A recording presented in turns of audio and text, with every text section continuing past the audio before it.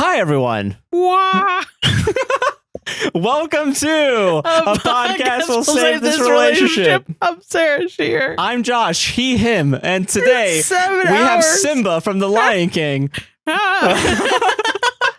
it's 7 hours of recording. We're delirious, and we only got delirious in the last 30 minutes. So this whole shit is extremely serious. We talk about the Pulse shooting, and then we talk about the movie Milk, Mansplained. It was really good. It was good. And then we did Reddit, and it was so bad. It's fucking downhill. It just went downhill bad, man. The part that everyone likes, we kind of gave up on. It was really bad. The beginning part was really fucking good. You should watch that. We had to cut a whole story because I thought it was going to be a bad story.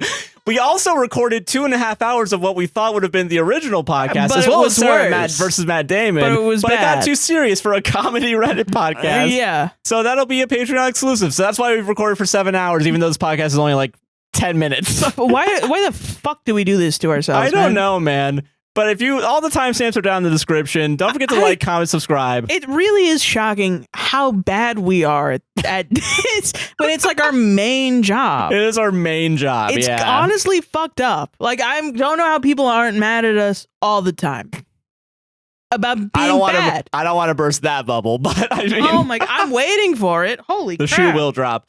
Don't forget to like, comment, subscribe, hit the gosh darn bell, rate us 5 stars on Apple and Spotify podcasts. Dude, I can't wait to show up on Jack's Films stream of shitty reactors reacting to it when he starts going after Am I the Asshole Reddit content. It's gonna happen, yeah. And it's just a compilation video of me going, oh.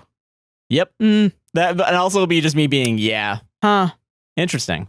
Wow. Anyway. Good job, man. Good. Yeah, you deserve money to live off of, for sure. Which you can give us money at Patreon and buy me a coffee of those websites, APWSTR. We have mutual aid links down in the description. All the timestamps are down in the description. Everything's down below. Enjoy the episode if you can. Stay gay. And stay gay. Keep being gay. Keep being gay. Never stop being gay. Exactly. Number two. We can't even name it. Yeah, we're not even know creative what the title enough is. to name it. I know there are multiple ones. I should have said this is the title just to make it easier. Thank you. But I fucking didn't. Fuck you. Enjoy the episode, guys. Bye-bye. Bye.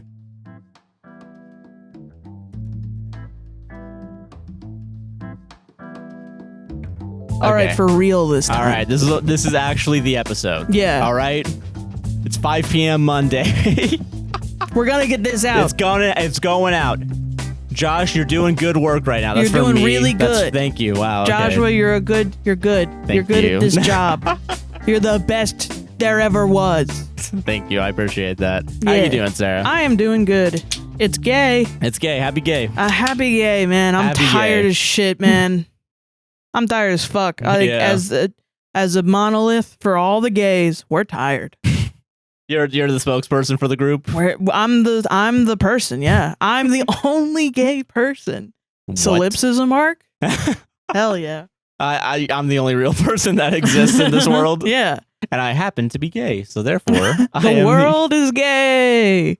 No, it's gay, man. It's gay. Happy Gay Pride Month, Happy Gay Pride Month. Well, yeah, we're 2 episodes of Pride in, baby. Yeah, we missed the first week. I keep thinking that I missed half of it because it feels like this month is going so fast. But in reality, it's only like we're only halfway through the month, really, today. Yeah, right? So it's like, still don't have enough money for newspapers.com. I don't have money. I don't have $12. Well, I didn't even have $3 for medication. Yeah, because that's what happened was we had money in our business account, and but then Riverside, the software was like, yoink, yoink. fuck you. We gave you a free trial, but you forgot to cancel it. So you owe us $40, even though you haven't used our service at all since the trial. And in this pull yourself up by your bootstraps world, it's our fault. Yeah. That'd be kind of. It's our job. Yeah, it's our job. Yeah. We're here now. Somebody told us that I can go and look up articles from local newspapers from my local library, so I did that. Yeah. And because I can only really access, I thought it would be the most. I thought since it happened here, I thought it would be the most interesting. And also I wanted to do it as the first thing because when I think of Pride, the most recent thing and the first thing that comes up after like Stonewall and all that stuff is Pulse. Yes, especially living in Orlando. Yeah. Being both of us teenagers when it happened. I had just graduated high school. And I was still in high school. Yeah, you were becoming a senior in high school, yeah. Yeah, it's probably the most fresh in my memory. Yeah.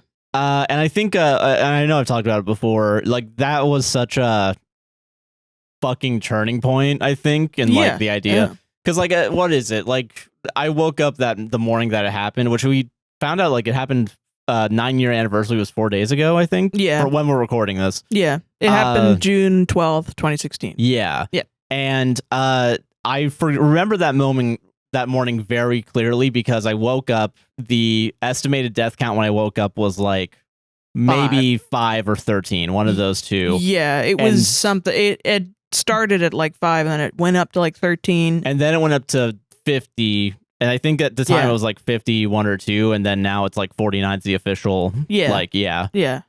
That was it was a crazy time. It was a shocking moment because that was also the most, the largest mass shooting in America. Yeah. Yeah.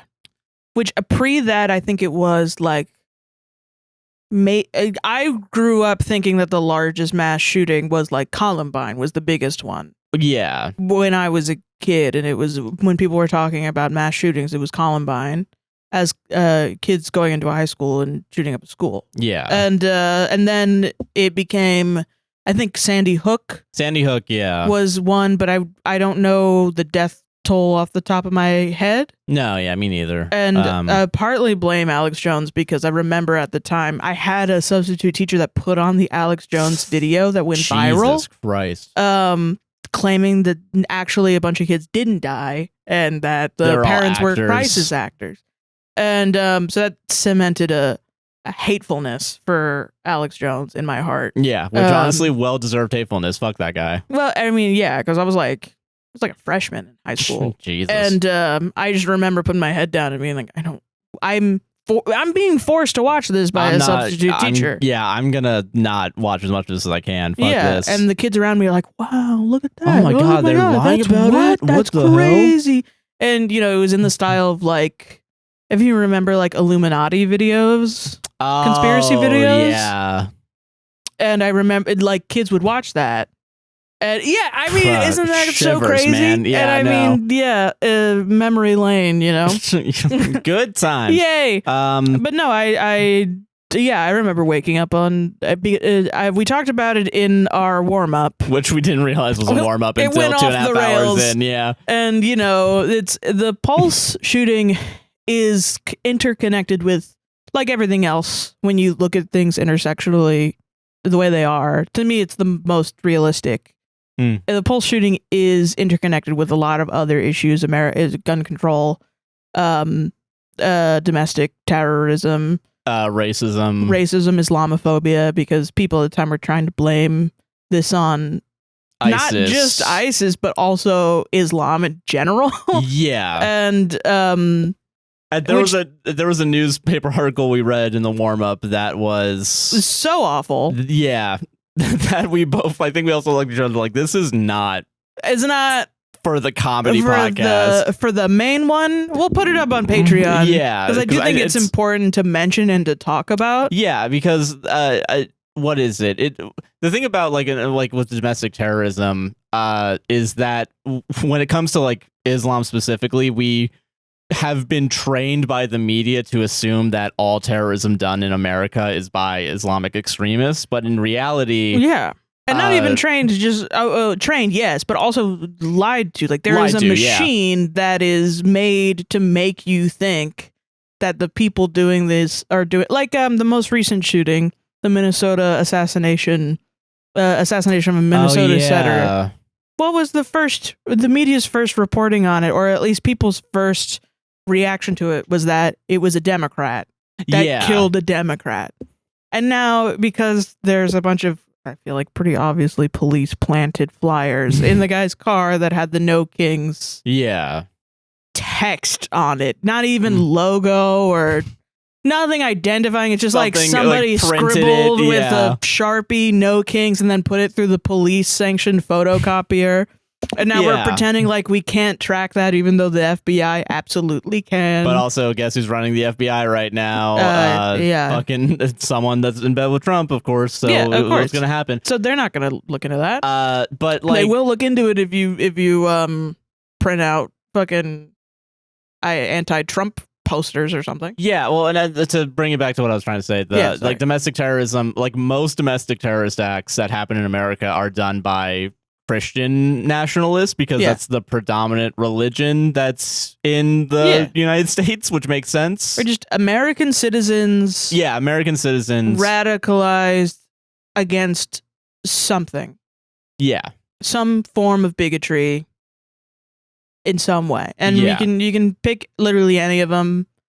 Parkland school shooter, there's like ties from him to like neo-Nazi rising shit on the internet. Yeah. The that guy that shot up that church, it was extremely anti-black and also ties to right-wing media and lots of shit about that, man. Yeah. But they never, there's always some spin right when it comes out, and people are always shocked, and I'm always like, why are we shocked? They do this every single time. Yeah, you have to learn to act against the propaganda that's trying to be fed to you. Yeah. And when you look into like articles from the day or from a couple days later after the incident, I find it's hard to look at because you see what their agenda is pretty clearly now, because hindsight is 2020, you know? Yeah.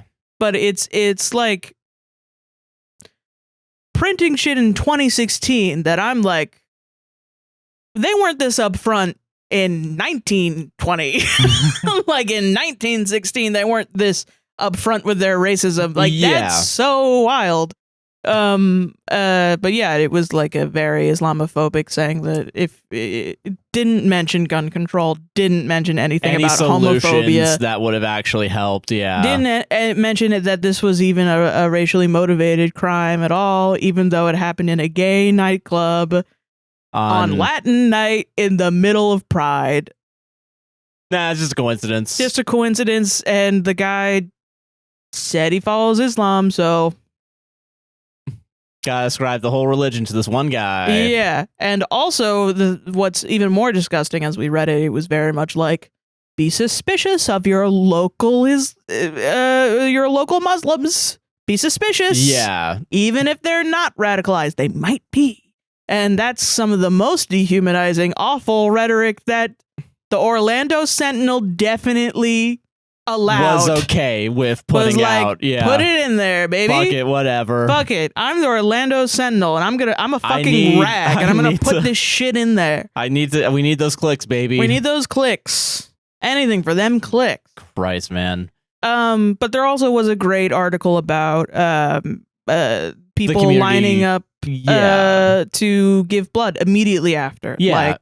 People they focused on UCF specifically because like apparently at the stadium they had there was like the student union around there. They had like a bunch of different like big red buses. Yeah. And we talked about this also during the Patreon, what we thought was gonna be the regular show. Yeah. That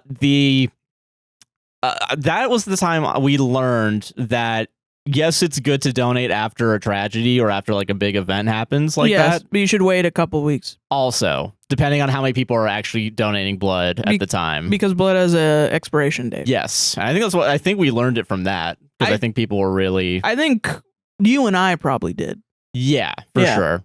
Because we were younger then. That was probably our first real... I wonder if other people probably... I mean, they're natural disasters. Yeah, and that's probably also, And organized terrorist attacks like this increasingly more. So, you know. Yeah. Yeah, I find it interesting those arguments, but it led us down a route not about homophobia and talking about it and gay history or queer history. It led us down a route of talking about Islamophobia, which I do think is important in this case. Yeah. It's just, this is a pride segment. You know what I mean? No, I get what you mean. Yeah, sorry. That's my bad. Yeah. No, that's my bad. I was yapping about it because I think I find intersectionality, and I think because I am gay and this is, it's hard to interact with this as much. I started reading this and I had to stop because I was realizing I was getting triggered. Yeah, because he lived through because I mean the thing about Pulse 2 is like 49 people were murdered. Yeah. And you said it better in the Patreon. The ripple effects were everywhere. Like you knew someone or that was either there or knew someone who knew someone. Like you were not that far removed. Yeah. Because Orlando, as big as it is, still has a weird small town mentality to it. Yeah. And a weird tight-knit community of people that do care about each other, but are susceptible to this propaganda, this individualist propaganda that's trying to pit you against each other. So Pulse to me was a dichotomy of that, of seeing people, the Orlando people, put pride colors on the Orlando Bridge. Yeah, and come around to help this group of marginalized people. And donate 3 times as much blood as the local blood drive normally gets. And I mean, the way that Orlando's embraced the LGBTQ community, Orlando is great. And I think, if you're queer and you live in Orlando, you might be like, where? No, I get it. Yeah. But I've been Southern Nights is a queer bar that I've been to downtown that has been there for decades. I've talked to your dad about going there and he's been like, that's still there? And I'm like, yeah, dude, it's still there. But yeah, most of my friends were gay growing up. I should have probably known I was gay earlier in life because all my friends were gay. Try to keep up, Sarah. Jesus. Jeez, oh my God, that's crazy. But it's you come here and you meet people or you come from Miami too. Miami's a queer haven as well. Yeah. And there's a lot of these places where they're blue dots in a red sea, and that's become a joke and a meme now, but it is that is how it is, kind of. That is how it is. Yeah. And each person that you meet, each beautiful person that you meet with a wonderful history that you talk to, it's my family, I lived in the middle of nowhere, Florida, in the middle of the fucking swamp town, USA. Yeah. And I'm gay and I moved here and now I've found my fucking found family, dude. Yeah. And when a tragedy like this that was done definitely on purpose to spread fear in the safe spaces of the queer community, which are these nightclubs. Yeah. It was done on purpose, and then the Orlando community did not let it stop them. Yeah. And it continuously, every year around here, there's I've donated to Pulse, I think multiple years. Yeah. Just cause it's just been around, I find out later that my purchase, 20% of it has gone to Pulse. It's everywhere. Everyone is in support of it. And I mean, the nightclub, I think sadly was planned or was demolished. I think to it's make still a memorial. Yeah, there's still at least a memorial. I think they're trying to make it a different memorial, if I'm not mistaken. Well, we'll also talk about that. Okay, cool. Because there's parts of that too. But yeah, no. So, but I mean, the let me look it up. Yeah, because if I remember, because I think that was kind of nothing else probably controversial, at least. Yeah. But I do remember you would drive by it and just see so much people putting their letters or whatever art on there, and it was very beautiful. I don't have the article, but it is if you want to find it, I'm sure you can. There's an article detailing the wake of the people at Pulse. There was a funeral there, and of course there are. It's still Florida. There are horrible people that showed up. Come out of the woodworks to be shitty. Protest a funeral. Can you imagine? They protested the funeral, and there was apparently someone who had crafted out of PVC pipe giant angelic wings that he had used to protect the people mourning that were a part of the funeral from the protesters. Yeah. And that was written about in the Orlando Sentinel that I thought was very beautiful. And you can now see 2 local murals downtown of the angel, giant wings and angel wings that are, going off into like, I think there's one mural that will like there are different birds, like the feathers have gone off to like 49 different birds to memorialize the different the people that have passed away. Yeah. And yeah.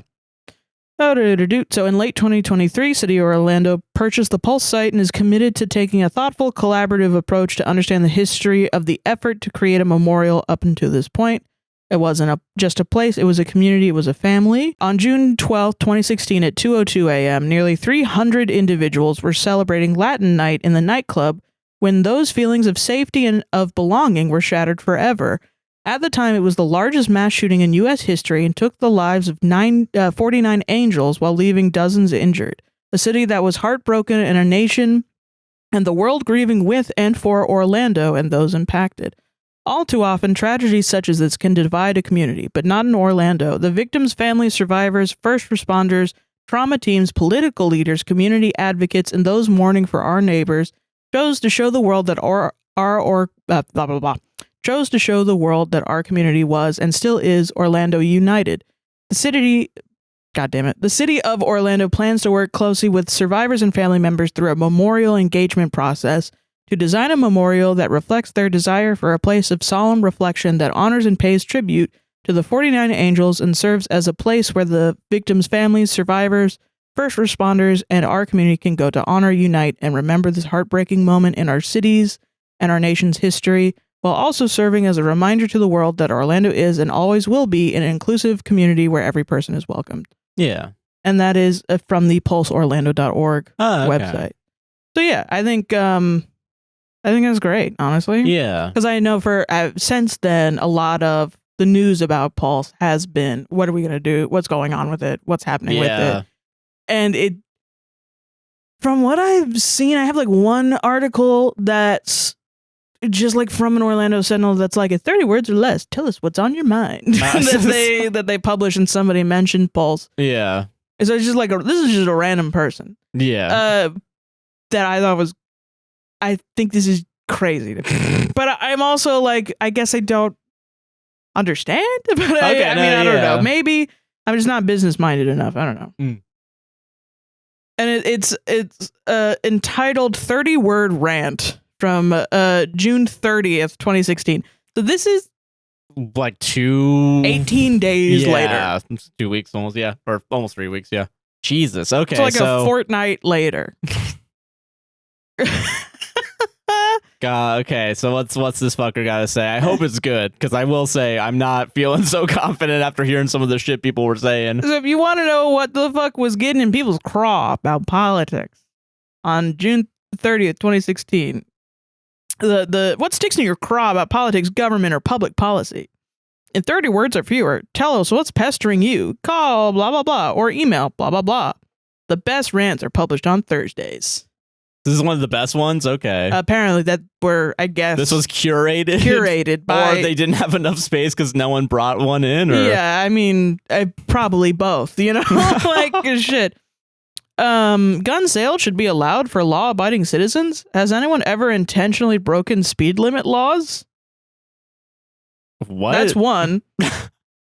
Absolute, what the fuck are you talking about? All right, hold on. That's some libertarian ass shit if I ever done did hear one. What's next? Just, I live in La La Land. A license for your damn toaster. What, I gotta... Floridians applaud, yeah. I think we should have maybe some... Fuck seatbelts. Who are you, man? What the hell? God, that libertarian conference happening in Florida is awesome. Sorry, it's the most... I mean, where else would it have happened? You know? Yeah. God damn. If the Supreme Court striking down Texas's anti-abortion law isn't enough reason to make sure Donald Trump is the next president, nothing is. Okay. So, I mean, context is all it is. What was happening at the time. The businesses on Orange Avenue, which is where Pulse was, the businesses on Orange Avenue around Pulse nightclub should not have to apply for loans. They were also victims. Wait, whoa, what? And aid should come out of the victims' funds that are being raised. We need to find this person. Who is this person? Let's find them. I just want to talk to him. You know what's crazy? I was thinking about it, like thinking as Orlando bought it, because I was thinking like, What real estate developer is so fucking... That's why I looked it up, because I knew about this, and then you said that, and I was like, oh my god, what happened, actually? Yeah, like what real estate actually. developer would have so little care for this area, because they're probably literally every single one of them, and like they see like, I mean, no one's using this land. Let's fucking convert it to a Papa John's. Why not? Like, I don't know, like that's crazy, man. Like, dude, oh my god. Go fuck yourself. Yeah. Dude, does everything have to be through the lens of A, money, but also B, the business? Think of the businesses. Think of the businesses, Josh. Think the businesses. They need money from the victims fund. The people that actually were affected by it. This is what I mean by Florida is awesome, but it sucks. Yeah, like, you will meet either the nicest person who will give you the shirt off their back if you're ever in trouble. One time someone came up to, like, okay, this is a perfect example. Yeah. I was waiting for a bus. It was raining. I didn't have an umbrella. A car stopped, and this would happen to me a lot. When you're a woman and you're standing alone, waiting for the bus, this happens often. Yeah. Men will pull over and be like, where are you going? I'll drive you there. And you have to be like, no, no, I don't want to go with a strange man I just met. Yeah. But this guy pulled over. I thought I was going to have to do this, and I was like, man, and it's raining. He gives me his last umbrella. He's like, just fucking take it. And I was like, okay. And I take it. And I had that umbrella for 3 years. This also happened in the same spot. Someone threw a glass bottle at my head. I'm not laughing that happened. It's the double. It's the dichotomy. I get it. It is the dichotomy of Florida. Yeah, it's you have to. Someone in an asshole way will fucking help you, and also they will be the most evil person you will ever meet. Yeah. I'm thinking about it. What business that was on Orange Ave like had a 1% dip in sales after Pulse because they were only thinking about themselves? I kind of don't even believe it, because the only business that I've been to on Orange Avenue was a therapist I went to one time, and she mostly saw queer people. So I think her business went up. If I'm honest. Honestly, yeah. I mean, there's more foot traffic in that area now, and people want to go visit the memorial. I wouldn't be complaining. It was mostly medical stuff. It's like a dentist or like an osteoporosis. Was it the Target? Oh my god, is it Target? Because I think there's a Target on Orange Ave. I don't think it was there back, because that's a super Target. That was like built later, I think. I don't know, because it might have been there at this time. But I'm just thinking, dude. No, I think there's two. But no, you might be right. A lowly fucking Target manager wasn't able to sell enough fucking mugs or something, and was like, I need compensation for this. I mean, let's not talk about the Target rainbow capitalism boom of the 2020s. Yeah. You're not wrong about that. Yeah. You're already taking money from the victims' funds in a way. Yeah. Yeah. Through your sweet, sweet lesbian sundress. Yeah. Jesus Christ. The queers will know what I'm talking about. Less than 30 words piss me off more than an entire article. Kind of beautiful. Wow. Kind of like the shortest, saddest story. That's poetry, you know? It rhymes. Ever written. Jesus. Okay. Dude, stealing from victims is always scummy. I'm sorry, yeah. So, but one thing, and I couldn't do all of them. No, because a lot of the articles that came out immediately after were short articles about the people who had passed away. Makes sense. And they're exceedingly beautiful. And I couldn't get through all of them because I was crying. No, yeah. I mean, you're not lying when you say it re-traumatized you, because you lived through the experience of the aftermath. Yeah. Yeah. And I think I've had a delayed response, A, because at the time I wasn't out.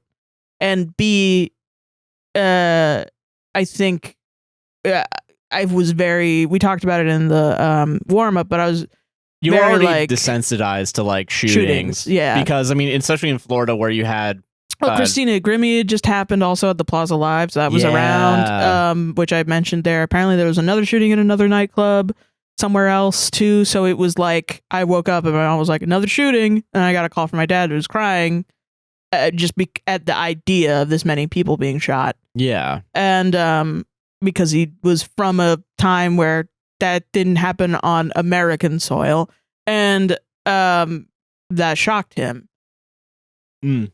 And I was like, oh, Oh my God. Yeah, man. What the fuck?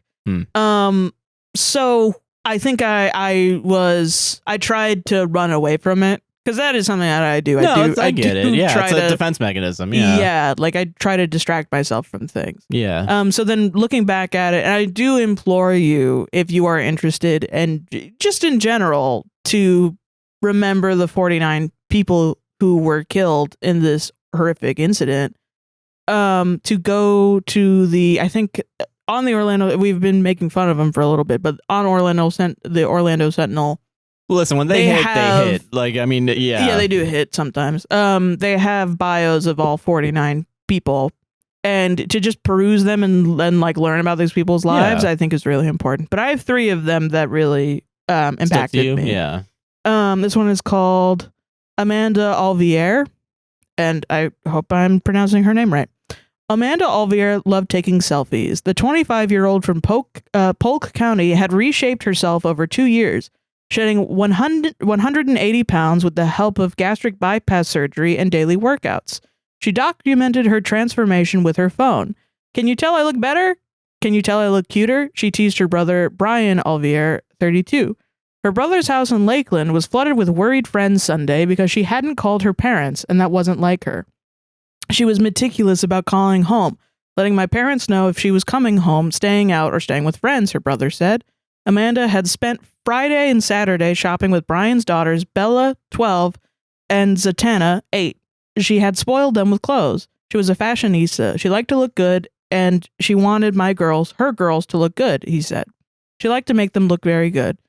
She went to Orlando for Latin night at Pulse with a crew of friends. People got caught in her wake, her brother said. Whatever she was doing, that's what they were going to do and have fun doing it. One of her closest friends, Mercedes Marisol Flores, also died in the shooting. Jesus, man. Fuck. I know. Dude, that's so... I know. Fuck, I was thinking something, but it's out of my head. That's so... Dude. That's what it is. Polk County being affected by it. This, and that's, I guess, why I mean, like, the small town mentality still kind of exists because of how spread out Orlando is. Like, this is 8, 9, 10 counties. Yeah, in the central, from everywhere, fucking everywhere. Yeah, and it's something that I read that I was like, I'm not gonna read this on the show because it's crazy. But the Orlando soccer team was like interviewed about this, and they were talking about how they wanted to help as well. Yeah, and they were saying like, they wanted to do something because they were a soccer team that had just been created like right before this happened. Yeah. And all of a sudden everybody, the Orlando soccer team, we joke about it being like a cult because all of a sudden everyone was wearing purple. And it was like, why are we all wearing the same shade of purple? What is there a cult happening? Because it's like the first time like that, besides wild. Like the magic, everyone can like rally around something. Yeah. Magic everybody freaking knew. It's like, whatever. But purple. Then everyone was wearing like this lion and purple shirt. And it was like, what the fuck is that? I've never seen that before in my life. We're a cultured city, Sarah. We got soccer. Well, and it was also like, oh shit, we have soccer now. Where is it? Where is it? Yeah. Where do you go to watch the soccer? So you just have I can't find it. So if you go east Orlando, but then also north and then a little bit more east and then back to the west, south, and then... It's like, oh, it's in Ocala. Where's Ocala? I don't fucking know. It's fucking somewhere. It's on a map. And it's sometimes when you're driving, you'll see a sign for it. And then you go there and it's like, oh no, Ocala was back that way. You missed it. Where the fuck was it? Where is it? It's a nonsense place that doesn't exist. Ocala is one of those SCPs that like you accidentally get locked in. If you get in there, you're gone forever. You see how I deflect with humor? Because we were both about to cry. After that. Yeah. But yeah, so it affected everybody. Yeah. Yeah. But the Orlando soccer team, they said that it was like a soccer team that was created with a diverse, like people from all these different countries. Yeah. And Orlando, just as a whole, immediately, no question, was like, yeah, we love this. Yeah. And they wanted to show the same kind of reaction. And they were like, but the article was kind of like, we don't know what to do, but we're going to try. Which I think, honestly, because Golden Retriever soccer team, fucking the himbo soccer team. Yeah. And it was like, okay, I'm not gonna read this on the show. You do you. It felt a little bit like, all right, guys. All right. We're here too. I'm the Orlando soccer team. We also exist. We also exist. In the wake of tragedy. Like, whoa, bro. All right, cool. You got the owner of the team being like, marketing opportunity. Let's go. Aren't they called the Orlando Pride? Well, right? that's what I'm saying. I think that if it affected them, like maybe they rebranded or something. I don't fully know because I don't follow local sports, even though we should. I feel like we probably should. I thought they were called Orlando United, which became the Orlando Strong. Orlando United was like the slogan of the city after this. All right, I just looked into it. Yeah, they were always called Pride. So okay, cool. Yeah. Good coincidence, I guess. Yeah. But yeah, all right. All right, next one. Brenda Lee Marquez McCool. Brenda Lee Marquez McCool stepped into the ring with cancer twice and beat it both times. She was a fighter, said Noreen Vecker, I believe, who met her as a Brooklyn kindergartner. She doesn't take nothing from nobody. Her longtime friend said McCool, 49, stuck up for herself, for her friends, and for the 12 children she raised. It was one of those children, a son, who went out with her to dance the night away at Pulse nightclub. Just after midnight, McCool uploaded a Facebook video of couples twirling to Latin music on a crowded dance floor. Only a couple of hours later, McCool's son would see her collapse, fatally struck by the gunfire, Vecker said. Her son survived, she said. Vecker, 48, of Staten Island, could always count on her friend for words of wisdom. She's smart, Vecker said. She'll put you right. McCool had the life experience to back up her advice. She was a two-time cancer survivor who dealt with the loss of both parents, Vecker said. She'd made a number of moves in her life, bouncing from New Jersey and Florida before ultimately deciding to settle in Orlando, Vecker said. Recently, she decided to become a real estate agent and started taking classes. Damn. I know. Jesus, man. It's the quintessential Orlando-ness of it all. Yeah. From New Jersey. From New Jersey to Orlando. Real estate. Yeah, this is the typical route that I think a lot of people in Orlando, like this is the Orlando experience. Yeah. Summed up in yeah. And it disturbs me too, because sometimes people will say that like, well, you know, it wasn't 49 gay people, it was 49 people. And it's like, it was 49 Orlando citizens. Like citizens of Orlando or people visiting. Which when you're here, you're family. Okay. Well, I mean, Olive Garden was made in Orlando, so it kind of listen. But no, as much as I'll shit on like tourists, like a specific kind of tourist. But it is like, well, you know, it's the hospitality city. Yeah. When you're here, we try to make sure that unless you're in the airport sucks shit. Yeah. But like, you know, otherwise, we'll try to be. We try. We're crazy, but we try. You know, it's supposed to be the hospitality. You know. Yeah. And so we want to make sure people from here, and it's just like the bios of these things. It's like these are Orlando citizens. You know. Yeah. And all of their. It's something that people talk about when like unarmed black men are gunned down by police. The entirety of their backgrounds is politicized and picked apart. And it happens too with victims of tragedies. It's like they were just people. Yeah, like I don't know. That's another thing that pisses me off is like whenever like it like right now with ICE, people that are being detained. Yeah. Yeah, whether they were citizens or not, it doesn't fucking matter. They're people. Yeah, and they have rights. They should have rights. They at the do very have rights. Fucking least, yeah. Yeah. No, man. I think this is another like this literally could have been anybody in Orlando. Yeah, and these are people that like you walk past in the grocery store. You know. Yeah, just celebrating her son, man. Yeah, it's fucked up. It's fucked up, man. Especially after a life that was lived like. In like beating cancer is fucking awesome, and I'm happy that twice, and all that progress a person had taken away because of one fucking hateful act. Yeah, that's the tragedy. Yeah. And then to compound that, not admitting it was a homophobic intent is wild. Yeah. Not really wanting to address the underlying cause. There's a lot more nightclubs and bars in Orlando that I'm willing to bet probably had more people if your main goal was to just gun down civilians. Like there's everything has a reason. Yeah. All right. We'll go on to the last one. Yeah. And then I have something to read from that was also a guest column, but is on a more uplifting note. Okay, good. As opposed to those assholes. Yeah. Yeah. Martin Benitez Torres, 33, of San Juan, Puerto Rico, had just arrived in Orlando to visit family a few days before the shooting early Saturday morning at Pulse nightclub, where he was one of those killed. He was a student at Sistema Universitario Ana G. Mendez in San Juan. A spokeswoman for Ana G. Mendez University confirmed that Torres was one of the multiple students who were victims in the shooting. Torres posted videos on his Facebook page on Saturday morning and afternoon showing him sharing time with an aunt and family he was staying with in Orlando.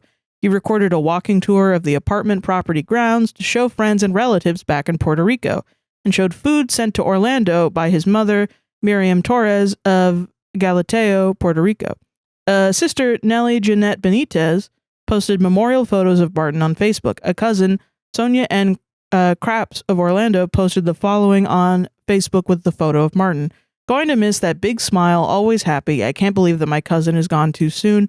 He was an amazing person inside and outside. I'm so tired of people killing other people like our family and friends. That couldn't have been better said, man. Yeah.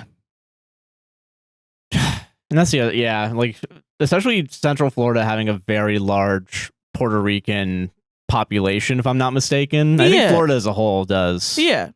People from Jamaica, Puerto Rico, Dominican Republic, Cuba. Yeah. It's the, talking again on the intersectionality of the event. It's like, it sucks when people point out only one thing and they don't mention all of it, which is why, we wanted to talk about the Islamophobia of it all, of pinning it on just Islam when it really makes no sense on paper. This is a racial and homophobic based act. Yeah. For sure. Oh, Christ, man. I know. But let me read one last thing. Yeah. And also, I really implore you to go and read all the bios of all the people. Yeah. Because, just like everyone in Orlando that you meet and you walk down the street, and anyone in your own community, they live full lives, you know? And nobody's life should be taken away by a hateful act or be like what's going on right now with ICE deporting people. Yeah, uprooted and just completely shattered. Yeah. And, just like last week where I said, our struggles are all intertwined. Yeah. None. Nobody should have their lives taken away by a political state, a police organization, or even not police, because ICE is not police. Fascists. Yeah. Yeah. The evil fucking fascists that want to tear families apart. Yeah. Shit, man. Yeah. Fuck this shit, dude. But okay. So this is called A Vow to Carry On Without Fear for Victims. Orlando Sentinel, June 14th, 2016. And this is written by Sydney McBride, guest columnist. It wasn't long on Sunday night before I began to hear from my friends. We can't go out downtown. We can't go to insert name of venue or tavern. It's not safe. No one should live in fear. No one should cringe or shrink away, changing the patterns of life, even after the horrific deaths at Pulse. The tragedy did not happen in another city or another state. The carnage was down the street from our farmer's market, 2 minutes from our grocery store, a minute from where we get our morning coffee, a block from our homes. It happened in our city, Orlando.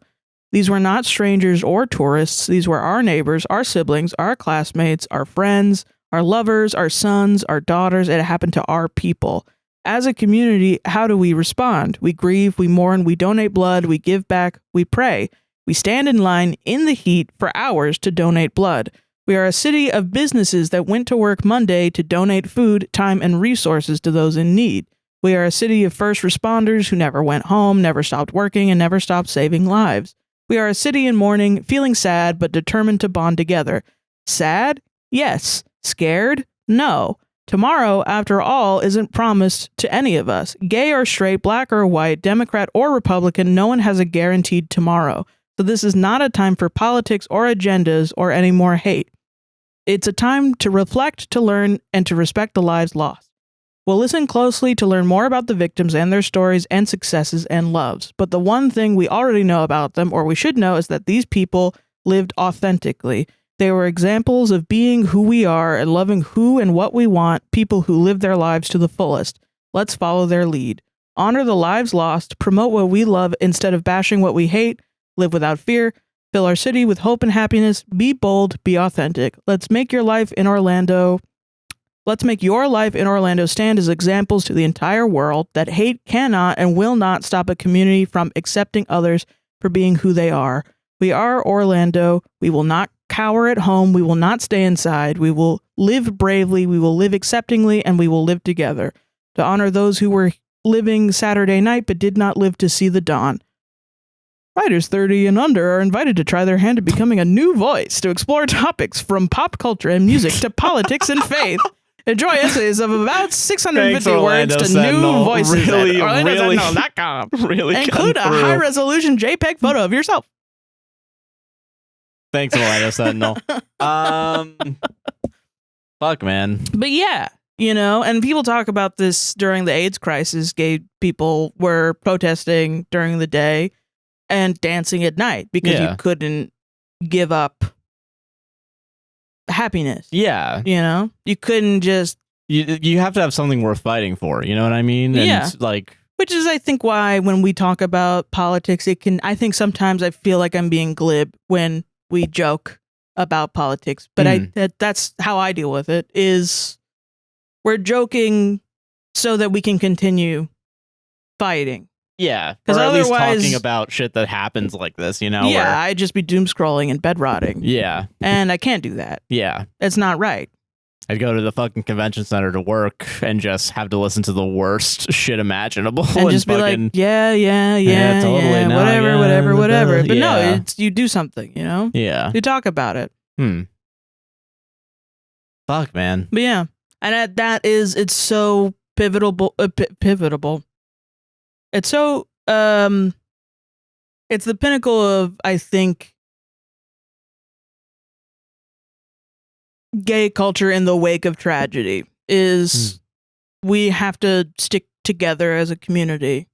But not only that, we have to stick together as a community with the members. Yeah. You know, intersectionality.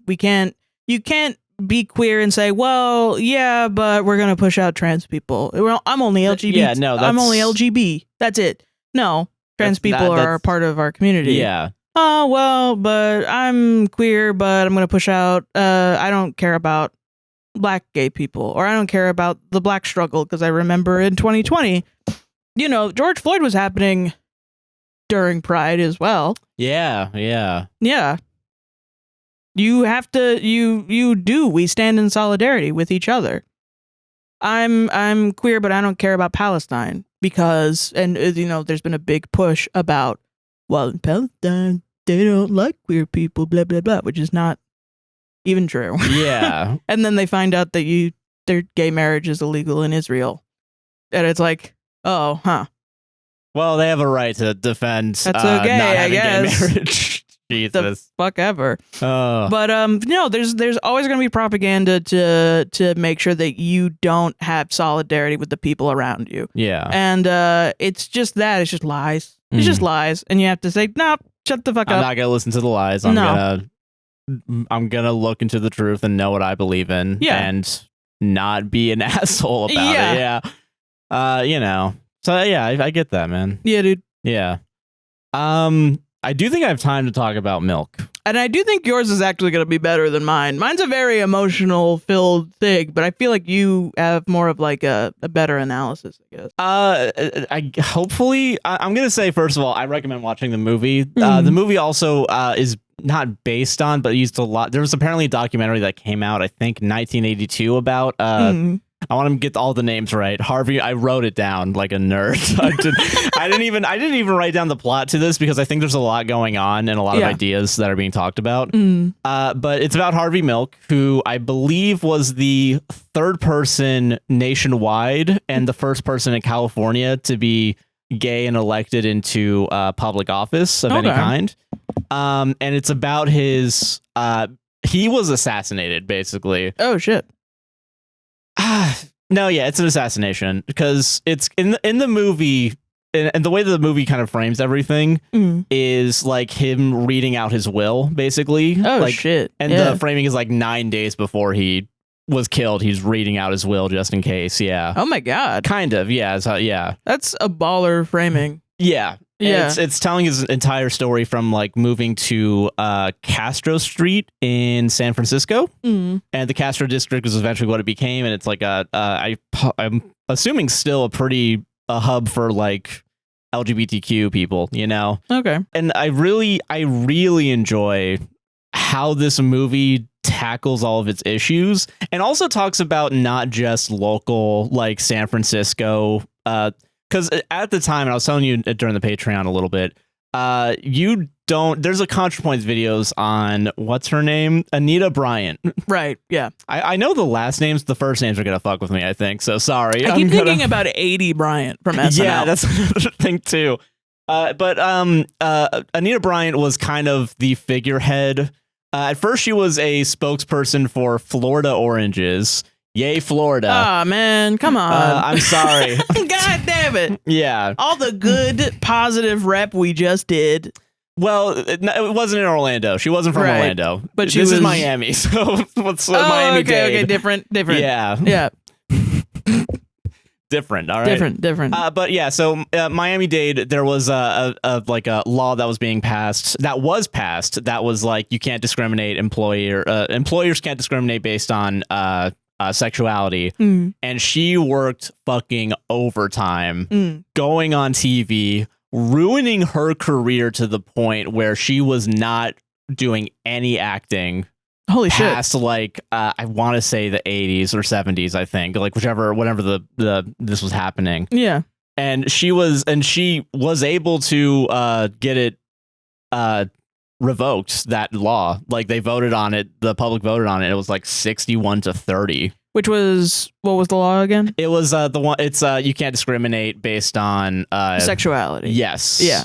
And I think she also had a hand in, apparently there was a law in Florida that only in like 2008, like in the early maybe 2010s, that gay couples couldn't adopt. And I think she had a hand in that too. And that's so fucking crazy. Yeah, I know. Yeah. And what was that, like 30-40 years of that shit? Like this one person kind of heading this. I remember growing up with that rhetoric too, not like in my family or anything, but seeing it on TV spouted by Republicans being like, you need a mom and a dad to raise a kid. You can't, these kids are going to grow up somehow, blah, blah, blah. And then you have, Modern Family being a pivotal like piece TV show that had gay parents that making jokes about.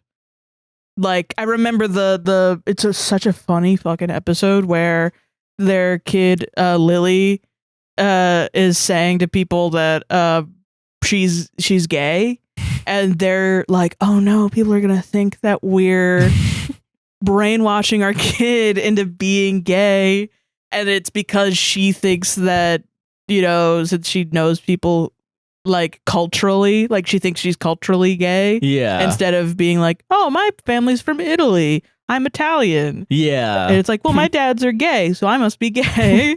And then they're like, no, you're Korean, and she's like, what's Korean? And then they didn't realize, oh, we did a bad job. We didn't introduce her to her culture. Fuck. Oopsies. It's so good. Wild, yeah. Can you imagine? Like, we went from gay people should not be allowed to parent children to that being on TV. Yeah. In like a couple of years. Yeah. That's wild. That is pretty. Yeah. That is pretty wild, honestly. Yeah. Yeah. And that's the other thing too, is like, I think this movie his career, I'm gonna say the movie, this is based on real shit that happened, so I'm sorry, I'm gonna kind of use them interchangeably. Yeah. This is all like pre-80s too, and I'm now realizing this is pre-Reagan also. Like, oh wow. I believe, because I Yeah. think the documentary again came out in like 82 or something, and that was well after he had been killed. Yeah. And I will say, I think I might be parroting a lot of things that I read about. The Sean Penn movie though is not from the 80s. No, the Sean Penn movie was from 2008. Sorry. Yeah, I was gonna say I remember it. The movie I'm being supposed around. to be talking about is Milk. The Sean Penn movie. The Sean from Penn movie 2008. from 2008. Yeah. But there's a documentary that the movie heavily relied on that's from 1982. Okay. And I believe his tenure in office was around the 70s. Okay. And yeah, I believe is when all this happens. And it's a really kind of inspiring story as well, because it's an inspiring story up until the point where it kind of isn't, weirdly. Right. Yeah. Where he like runs for office like 3 different times and isn't able to get in. But the 4th time he goes for like a lower position, which I believe is like a seat on a council in the like for a district. Yeah. And he's able to get it. And he kind of he has a weird like working relationship with Dan White is his name, who was played by Josh Brolin, and that's why I'm thinking of Josh Brolin all day. But for the Patreon exclusive, server to Matt Damon. Yep.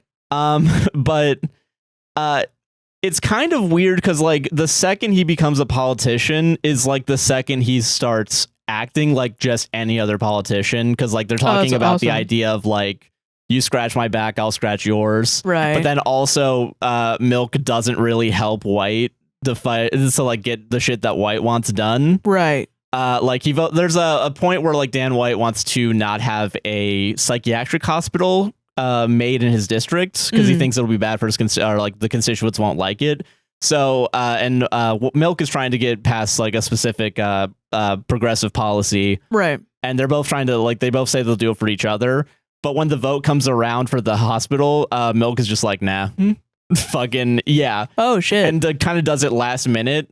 And then Milk's thing still passes anyway because everyone besides Dan White votes for it. Wow. Yeah. Holy shit. So, and that's kind of the way Wikipedia did describe it, because I was looking more into it just to make sure I had more of the history figured out. Yeah. The way people that reviewed the film described it is that Dan White isn't really like a stereotypical like religious extremist. He's more of a guy that wanted revenge, because at a certain point, what is it?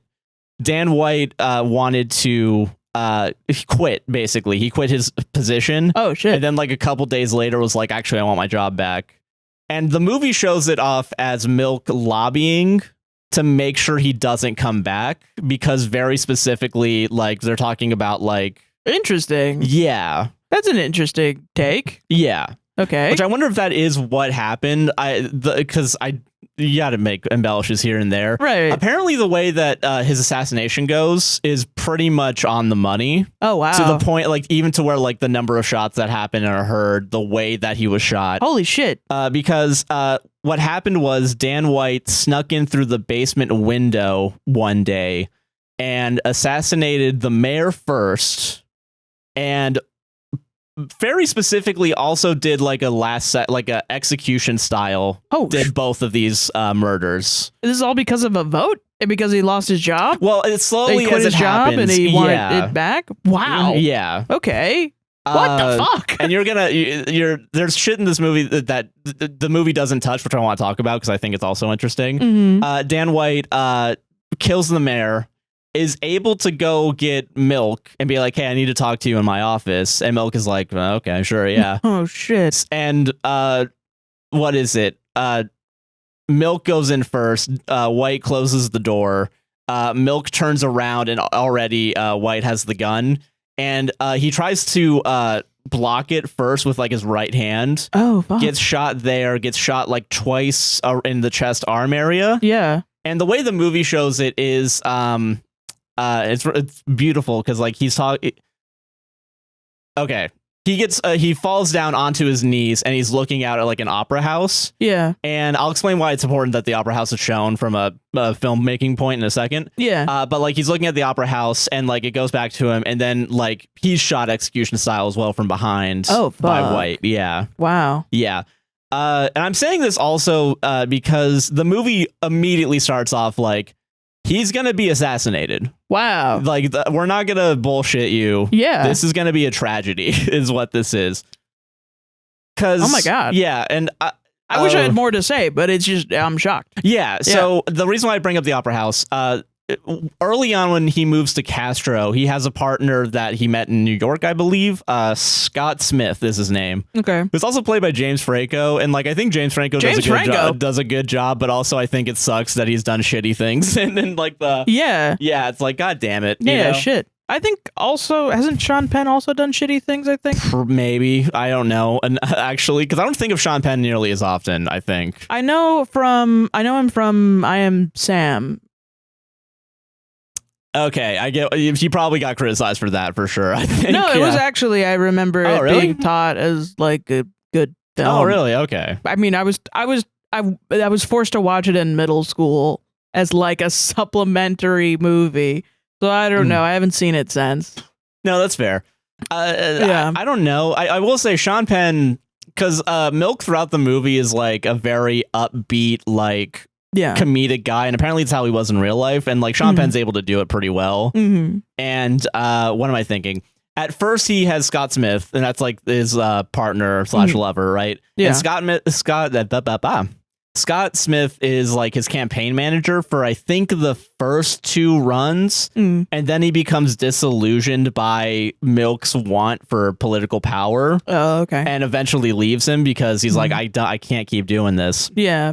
And there's another tragedy too, because a new guy comes up that calls, like at some point, like he gets calls from like people that are in other states that are like, hey, I need help. My parents don't understand, you know, like, and he's kind of doing that. There's one troubled guy that comes, who's what is his name? Fucking Jack Lira, I believe is how it's pronounced. Who's also played by the main guy in Andor. Oh, wow. What is it? Diego Luna is his name. Yeah. Oh, I don't know. But he does a really good job too, because he's like he's very like skittish, I guess is the best word for it. Okay. But he's very much like he's very anxious. He's very like not necessarily trusting because he seems like he doesn't really trust people because his parents suck. Okay. But they form a relationship and a romantic relationship, and also work together as partners, kind of.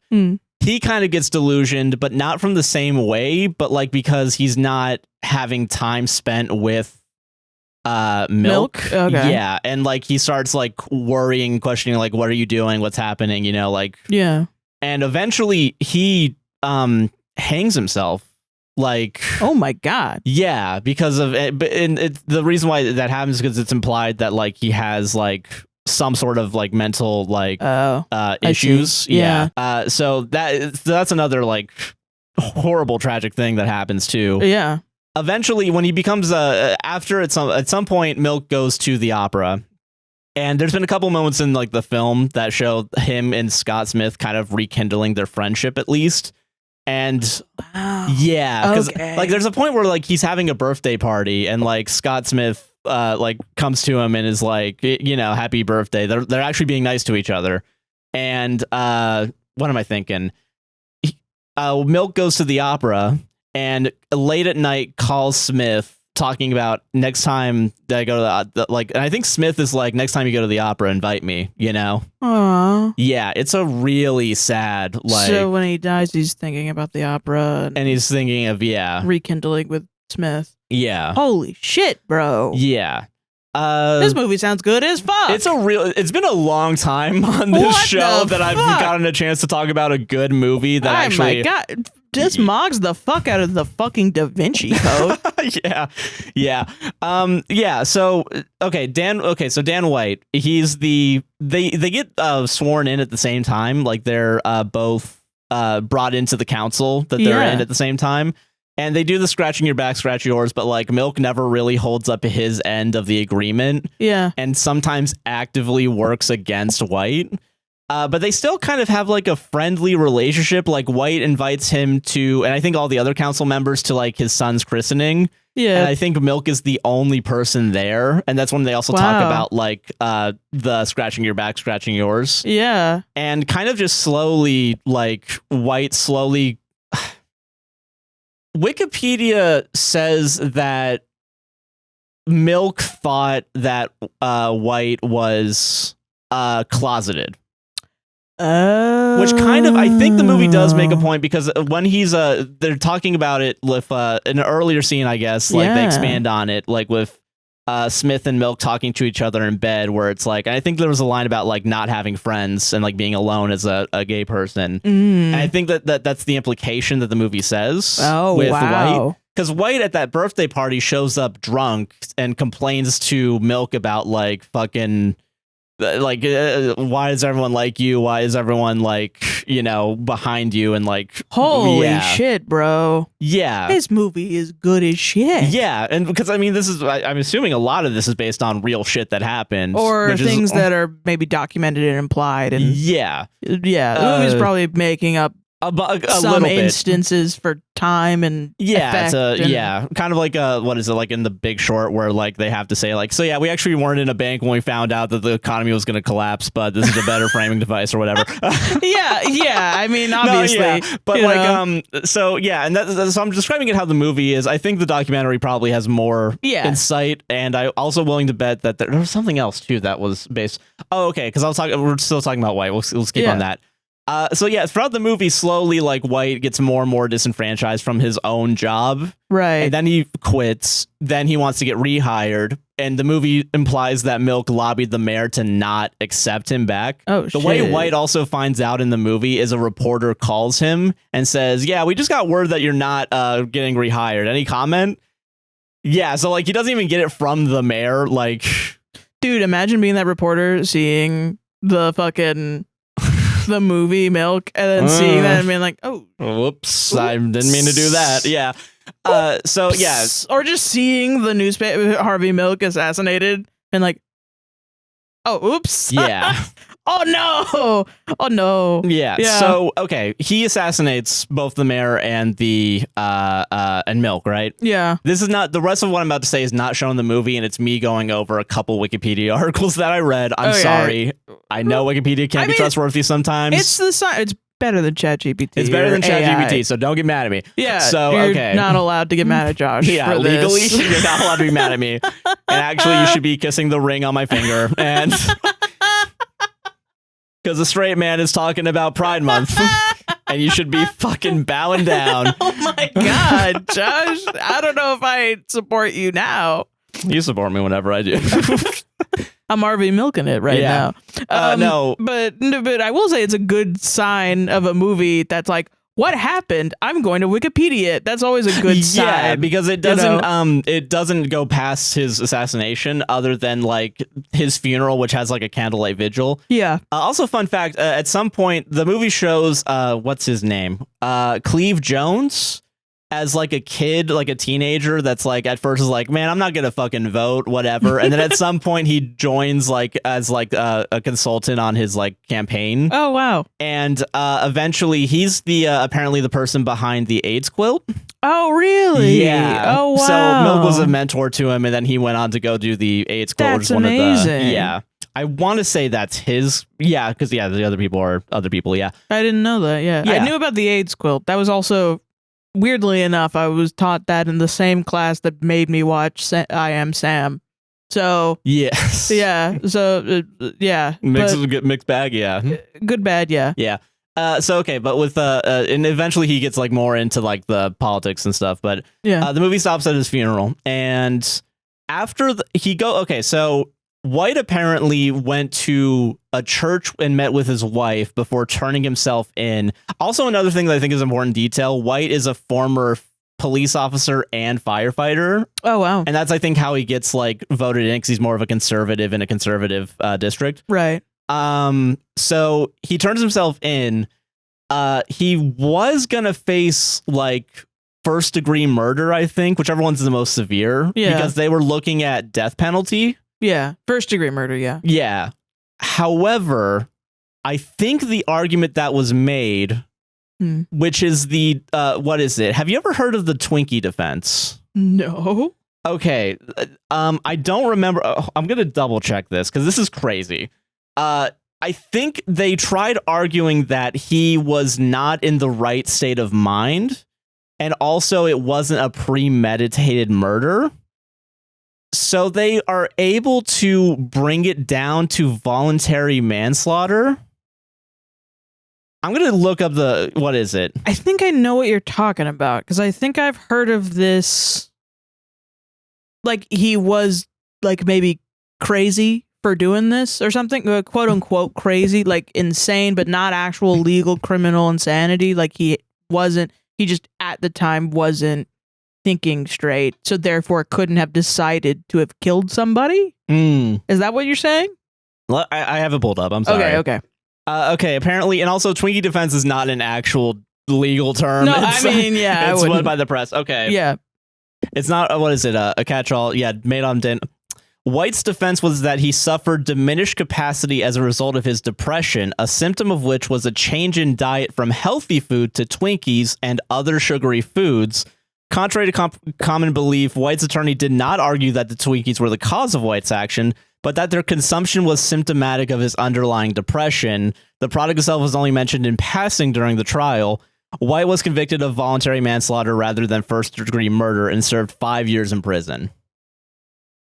So that's what, yeah. So it's been colloquially, it's called the Twinkie defense because he was depressed, therefore not in the right state of mind. And to prove he was depressed, he said that he was eating Twinkies. Yeah, or that he went from healthy foods to eating Twinkies, which was apparently said in passing.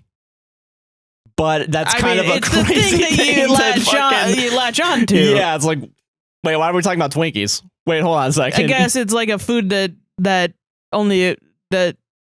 you would only really eat, like a depression food, because depression foods are a real thing. Like, yeah, you can become so depressed that you don't.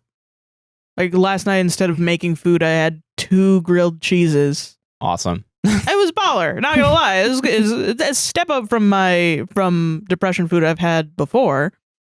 But I was off my pills because I didn't have money for it. So I was like, now I do, and now I'm fine. Yeah, and everything's great. But so that is a thing. So he probably said that as a way to like validate his depression. Yeah. And what's crazy to me is that you could be so depressed. The idea legally, I don't believe in this. Yeah. But the idea legally that you could be so depressed that you kill somebody execution style. Yeah, or at least not. Because I get it. Like depression can mess up your mental. Like it can cause horrible shit to you. Like I mean, I've been struggling with chronic depression since I was like 8 years old. So yeah. I understand it. It's given me insomnia. I've gone through psychosis. I've talked about it on the show before. Yeah. About my momentary psychosis, which I wouldn't even really call like a psychotic episode or like a manic episode or something. But I did think I was Jesus for 3 hours. Like you do. And it can fuck with your brain, especially if you're taking shit for it and you go on it and off it and on it and off it. Yeah. Or if you're just never on anything for it too, it can fuck up your brain. Yeah. So using it as a legal defense is wild to me. To get you knocked down to voluntary manslaughter. Yeah, like that doesn't make sense to me. That doesn't make sense. I don't think that shit would happen anymore. I think this was the one and only time this has happened. It may have happened again. I'm not sure, but it seems so out of this world to me. But it's also like, I mean, I guess. But also it happened once, so it'll probably happen again. Yeah. I can understand. Like, we were just talking about the Pulse shooting. Yeah. And in the warm up, we were talking about. It was an article on radicalization that largely blamed the Pulse shooting on Islam and was very Islamophobic, the article. Yeah.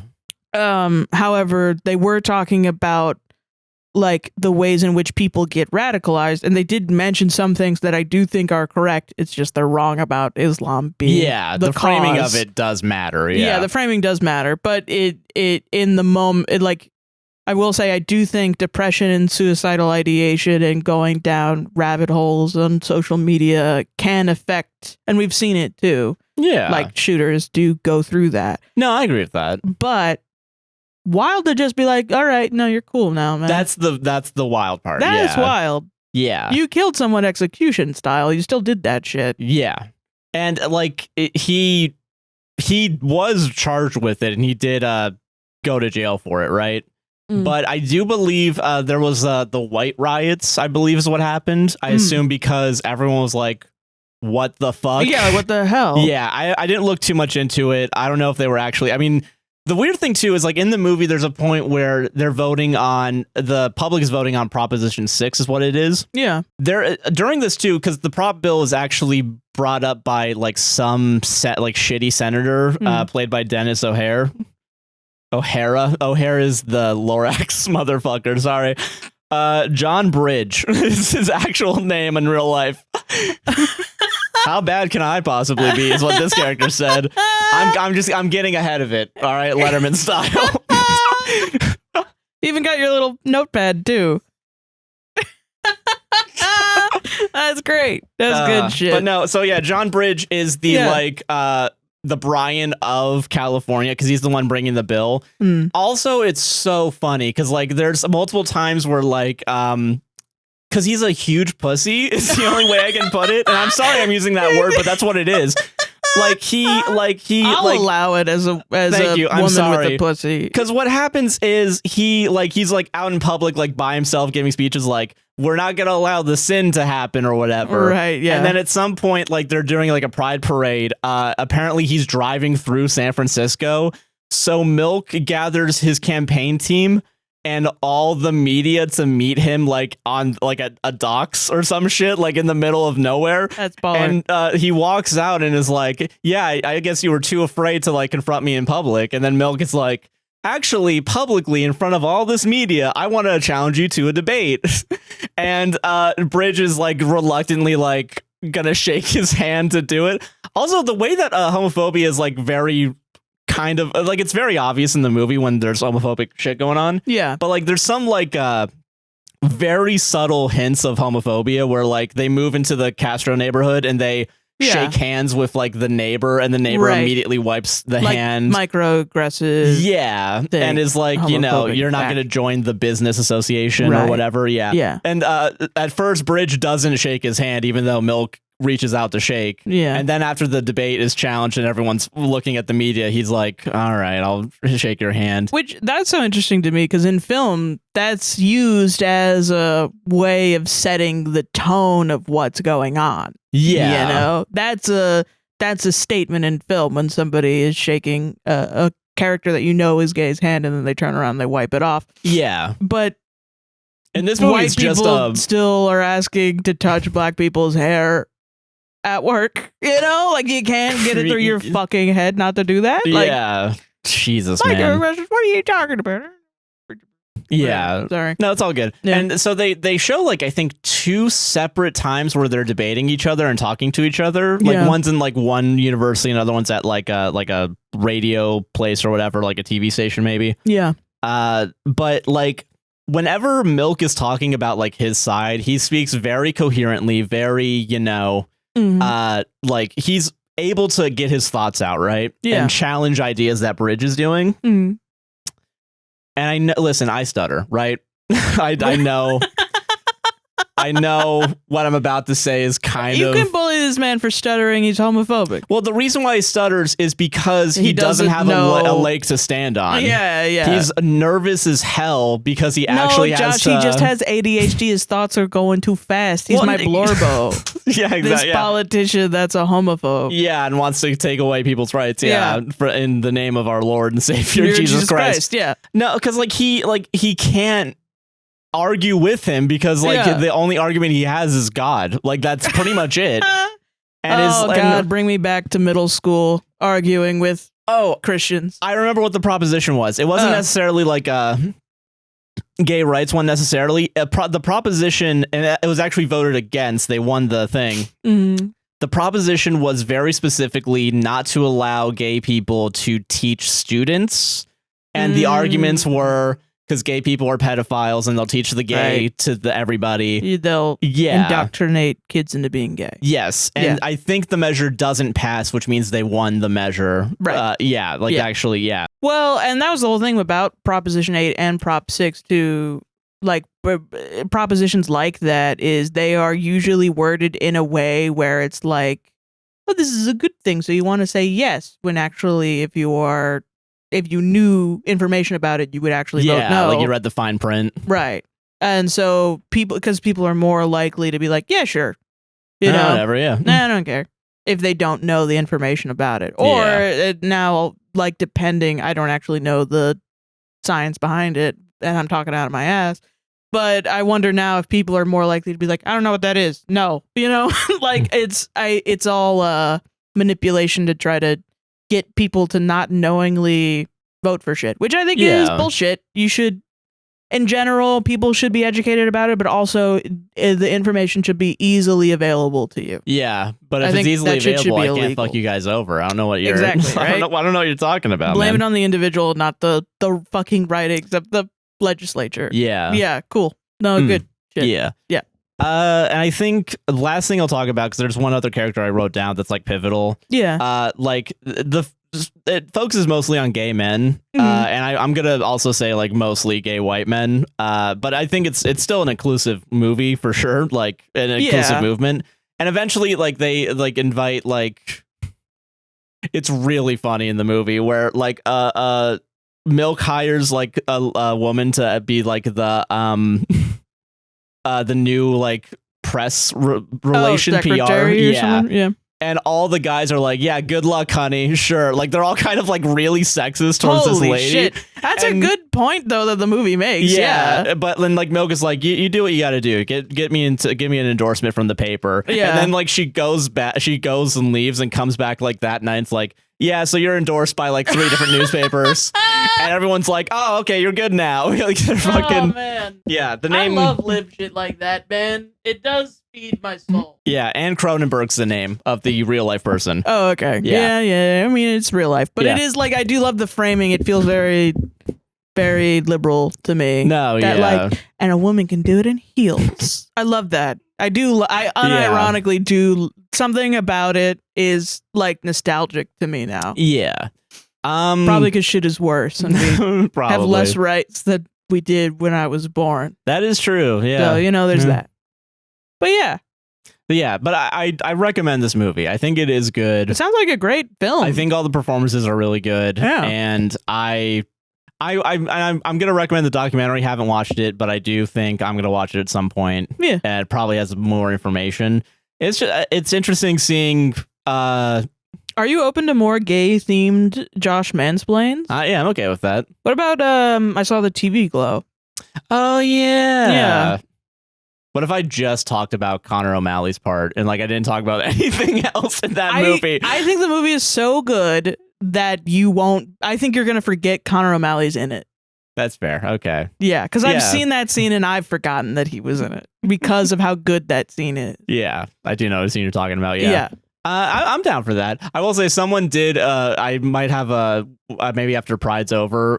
Equilibrium with Christian Bale is a sci-fi movie. Yeah, dude. That someone's recommended. I'm saying it here so because I want you to know. Josh listens.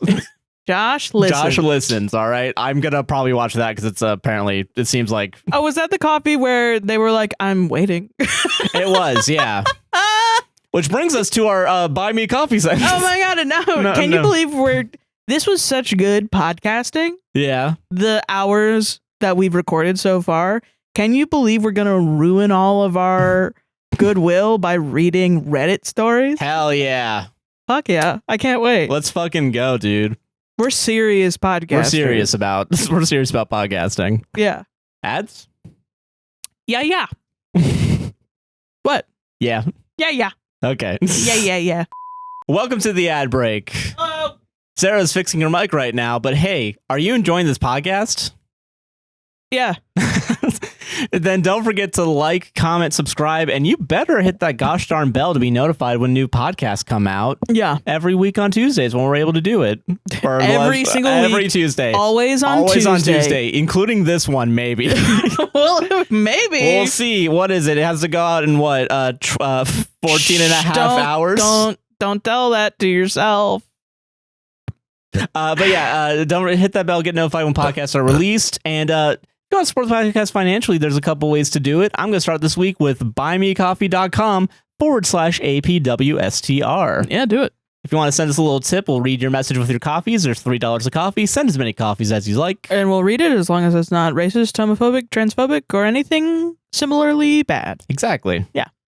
Fox E. Mulder. I hope I'm saying Foxy Mulder, Foxy probably. Mulder. She, her, bought a coffee. Thank you. Thank you, Foxy Mulder. I've been listening to you guys for over a year. I love how long each episode is, and I can't tell you how much I'll laugh so hard. My kids look at me like I'm crazy because I'll have headphones in. And really, they're the crazy ones for not laughing as well. Yeah, you should have this full blast on your full speaker. Blast. Yeah. No, don't do that. Don't do that.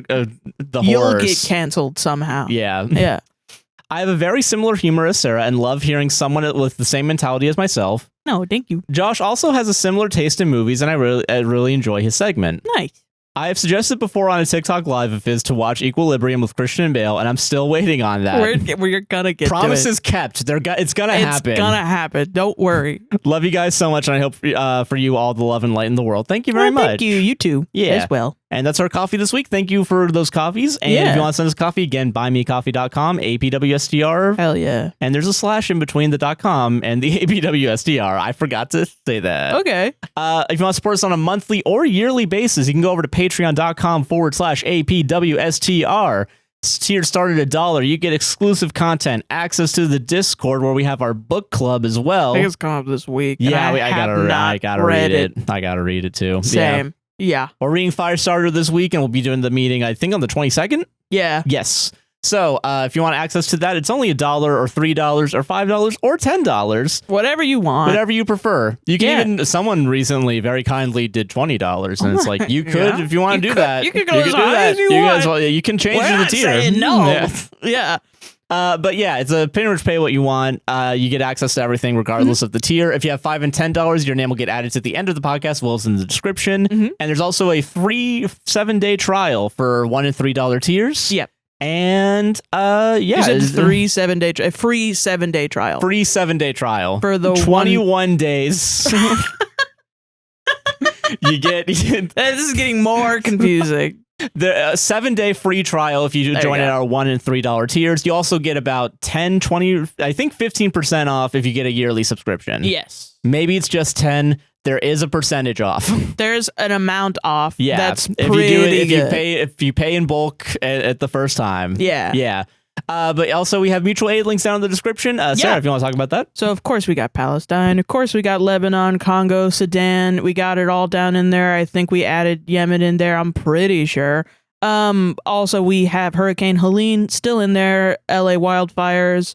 I believe we added in the LA protests, the anti-ICE protests. I'll double check, but they'll be in there. Yeah. Yes. And really if you DM me on Tumblr or you put it in the suggestions in our Discord, if you have access, like Josh said, with a Patreon, we will throw it in there. We also have links to red cards, which are cards that describe everybody's rights when dealing with ICE. So, like don't open the door without a warrant. Warrant has to be signed without a judge. If they say open the door because I need to see some identification or open the door to receive the warrant, don't do that. Tell them they can put it underneath the door. And it translates it from English into various, I think it's 39 different languages. Okay, that's good. And you can print them out at home, cut them out, and give them to the people in your life that may be interacting with ICE in the future. Yeah. And remember that everyone deserves due process and no one is illegal. People are not illegal. Yeah. Yeah. Thank you very much, Sarah. Yeah, of course. I think that's pretty much everything. Yeah. Ads over. Enjoy the rest of the show, and thank you for listening. Bye-bye. Bye. Reddit. That's Actually a good workout. That actually I think kind of so. fixed up my back a little bit. I will say, apparently something you can do for your back is you grab a water bottle or something, like a plastic one, and you reach it around your back and grab it with your other hand and just keep alternating that way. You heard it from Josh, everybody. Do reach arounds to fix your back. I'm so this one's a two-parter. Okay, all right. It's D&D coded, and we always do our D&D ones right at the top so everyone can skip over them. Fair. If you're not a D&D person. Then get to the real stories. Yeah. Okay, I'm going to read the OG. Okay. And then I'm going to read the post making fun of it. Got it. Because I think it's funnier that way. Okay, I understand. Okay. Good to have context. Yeah. My D&D character is Donald Trump, and no one real. Sorry, this is the real one. No, I know. That's what makes it even funnier. My D&D, right? That's why I did it. That's what I just fucking said. Okay. Sorry. My D&D character is Donald Trump, and no one else has realized. Okay. Also, I'm pretty. It's got to be a shitpost, right? Probably. Who would do this? Yeah. Somebody would. I don't know. Almost a year into the campaign, and only the DM and I know. What? It started with character creation. I wanted to make a warlock with maximum charisma, but 8 intelligence and 8 wisdom.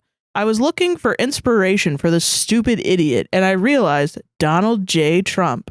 Perfect. So you put it in charisma? You heard that motherfucker speak? Yeah. I don't think he's very charismatic.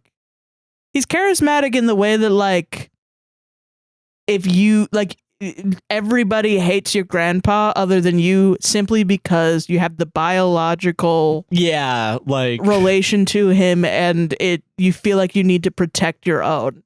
And even then, I don't feel that protection for Donald Trump, but it's like sometimes I'll watch it and I'll be like, that's just an old man. No, I get what you mean. Yeah. You know? Yeah. Damn. Maybe that's the charisma part then. Never mind. I'm wrong on this. Except this old man is new Neo Hitler. And has the power of the free world in his hand. Anyway, I brought the idea up to my DM, and he suggested that I have my character be a nepotism baby as well. Like he isn't? Yeah. That's wild. We picked a noble family and ran with it. My character's initials are literally DJT the second, and no one has brought it up yet. DJT II acts like a stumbling idiot, only obsessed with materialism, his wonderful silk beddings, and his return to his morning massages from his butler, Timothy. He's extremely boastful in anything he does, and he takes credit for absolutely everything. He always has to be the star of attention. That's not the way that phrase is. That's not the center phrase. Of the attention, yeah. He wrote, he always has to be the star of attention. Cool. Always rambling on about anything and everything. Honestly, it pains me to play such an unlikable asshole. But at this point, we're too far in, and it's so silly how they haven't noticed. I'm sorry, you didn't... So you're not having fun. But you also didn't expect... You're just pulling a prank that no one cares about. Yeah, they're going to be like, okay. And you're posting this on Reddit to get some satisfaction out of it. Yeah, I'm willing to bet they do know, just no one's brought it up because they're like, okay. What a weirdo. I guess that guy really likes Donald Trump. Yeah, it seems like you really enjoy being him. That's weird. That's so weird. My DM and I have been pushing the boundaries to try to make them realize the connection. Why? Why does this go to the top? What the fuck? Yeah, I don't know. I think your DM is weird a little bit. Is Wizard of the Coast also involved on this? Like, what the fuck? They wrote in invisible ink at the end of the DM's handbook, give somebody the role of Donald Trump, like it's or else Secret you're not Hitler. Really playing fucking Secret Hitler times 2. Yeah. My favorite one was about 2 seconds. 2 seconds ago. My favorite one was about 2 sessions ago. DJT's plan was foiled, and my DM said, DJT's trumped yet again. Nerd. No one else seemed to admire the absolute wit from the DM at that moment besides me. Did everyone clap in your head? $200%, yeah. Last session, there was someone we tried recruiting to work for our newly renovated inn. When trying to convince them to move, I hit them with the, if you transfer over to our inn, you'll win so much, you'll be tired of winning. I'm not even going to do a voice. They know it. They know it for sure. Why do you think they don't know it? You're just being annoying now. And they won't even invite me over for pizza later. It's like, yeah, that's why. Kind of going a little too hard on this, yeah. I just don't get how they haven't made the connection. Our session is a couple hours from now. I'm scared that if this post blows up, that this is how the other players find this is fake. Then why? Yeah, why would you write this? You want karma, which is so funny because you got 7,000 upvotes from this, you idiot. I'm scared that I got that from drawing a fish once for the Game Grumps subreddit. Dude, hell yeah. It took me 20 minutes. It was pencil on paper. Meanwhile, this guy's like at the computer, like, okay, how do I get them to? How do I get them to like me? A whole thing about, and it's got to be Donald Trump related. Motherfucker, just draw. If it is Christian, you're such a fucking moron for not realizing it sooner, bro. If it isn't, give me some more ideas on how to hint at it more. I think my character wants to get into politics soon. Winky smiley face. Top comment. Post on here tomorrow. An annoying player at my table is playing Donald Trump. We all made a pact to all keep ignoring it, hoping he'll stop, but he and the DM seem to find it super funny. At this point, it's gone on so long, I think he's cracking. So we'll all pretend to not notice just to see how long he'll keep it up. And that's the top comment. Yeah. Now let's go to the circle jerk. D&D circle jerk one. All right. Okay. Awesome. I thought it said asshole. I thought because it has the same color as like asshole, but yeah. Yeah. Sorry. My D&D character is Donald Trump and no one else. Oh no, that's the other one, sorry. What the fuck? Dude, Did it'd I be not so send funny. it to myself? It'd be so funny if you just read the same article again. It'd be really funny. I think you could have fucking pranked me. I could have done that. Dude, you should have just committed, but no, you've said that you didn't know where it is. Hold on, D&D circle jerk. It's probably still up. Deleted for not being circle jerky enough. There's so many actually making fun of it. Oh, really? Yeah. It's actually really funny. My bard is literally just a parody of the 13th president of the United States, Millard Fillmore, and no one at the table has noticed. I am 45th and 47th president of the United States, Donald J. Trump, and no one else has realized.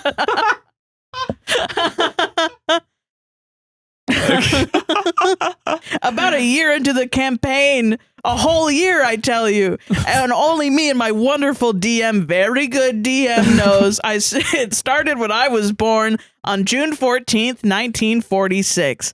My mother, wonderful lady, very nice lady, was having trouble coming up with a name. My father had an idea. Donald J. Trump. Perfect. My first words, and this is true, ask anyone, this is true. My first words were, huh? I'm thinking I like that name. Yeah. Huh. I think I like it. Methinks we're going to stick with that. I brought the idea up to my DM. He suggested I keep the fact quiet, because every other player at his table looks suspiciously like Thomas Matthew Crooks. Of course, it's very hard, you see, to hide that I am Trump because I act like a super graceful genius, not like that crooked Hillary who always fudges her dice rolls, even when she's not a DM, or Sleepy Joe who can never decide what spell to cast when he's playing an orc barbarian. I am very humble, so humble in everything I do. Just ask my butler, Timothy. I pay him very well, and he comes to every session to give me back massages, but he doesn't get to play because that's not part of the job description, but he understands that, you know? And that's why he's a good butler, not like those communists and socialists who voted for laughing Kamala, who always lets her butlers play in her Delta Green games. And everybody likes me, you know? Even though they're all infected with the, all caps, woke mind virus. We're 8 months in and they haven't noticed. There's 3 more paragraphs. Oh my God. There's a lot of this. There's a lot of creative writing happening on the subreddit. Right. Yeah. They're putting their fucking work in, man. One of the players at our table is obviously playing Millard Fillmore again. I don't know why. Fucking... They're like, which president does no one remember? Millard Guaranteed. Fillmore. And everyone's just talking about Millard Fillmore. Oh, this is the first time I've Wikipedia'd him. What an interesting guy. The jerk at our table wants us to acknowledge that his character is actually Donald Trump, but we all agreed to ignore him. That's it, really. His initials are DJT. He's a pompous, arrogant asshole. Haha, we get it. I just want to get away from real life bullshit for 2 hours out of my week, but this bozo has to try to ruin that too. None of us acknowledge it, and he thinks he's really clever because none of us care to call him out for how annoying and distracting it is. We're switching to Pathfinder soon, and it won't even fix it because he's already got the same character prepared for that too. Any advice? Edit. I can't tell if half of you are bots or just bad at realizing what sup this is. Unjerked for a minute, yeah. That's so funny. I just want to disconnect for 2 hours. 2 fucking hours. So real. like this last D&D session, we talked about politics for a bit, and I was like, man, I'm going off about I should shut the fuck up. They want to do D&D. And then we went into Curse of Strahd. I was like, oh, let's believe that fascism for this fascism. Yeah, it's different. Different, and I can escape with it.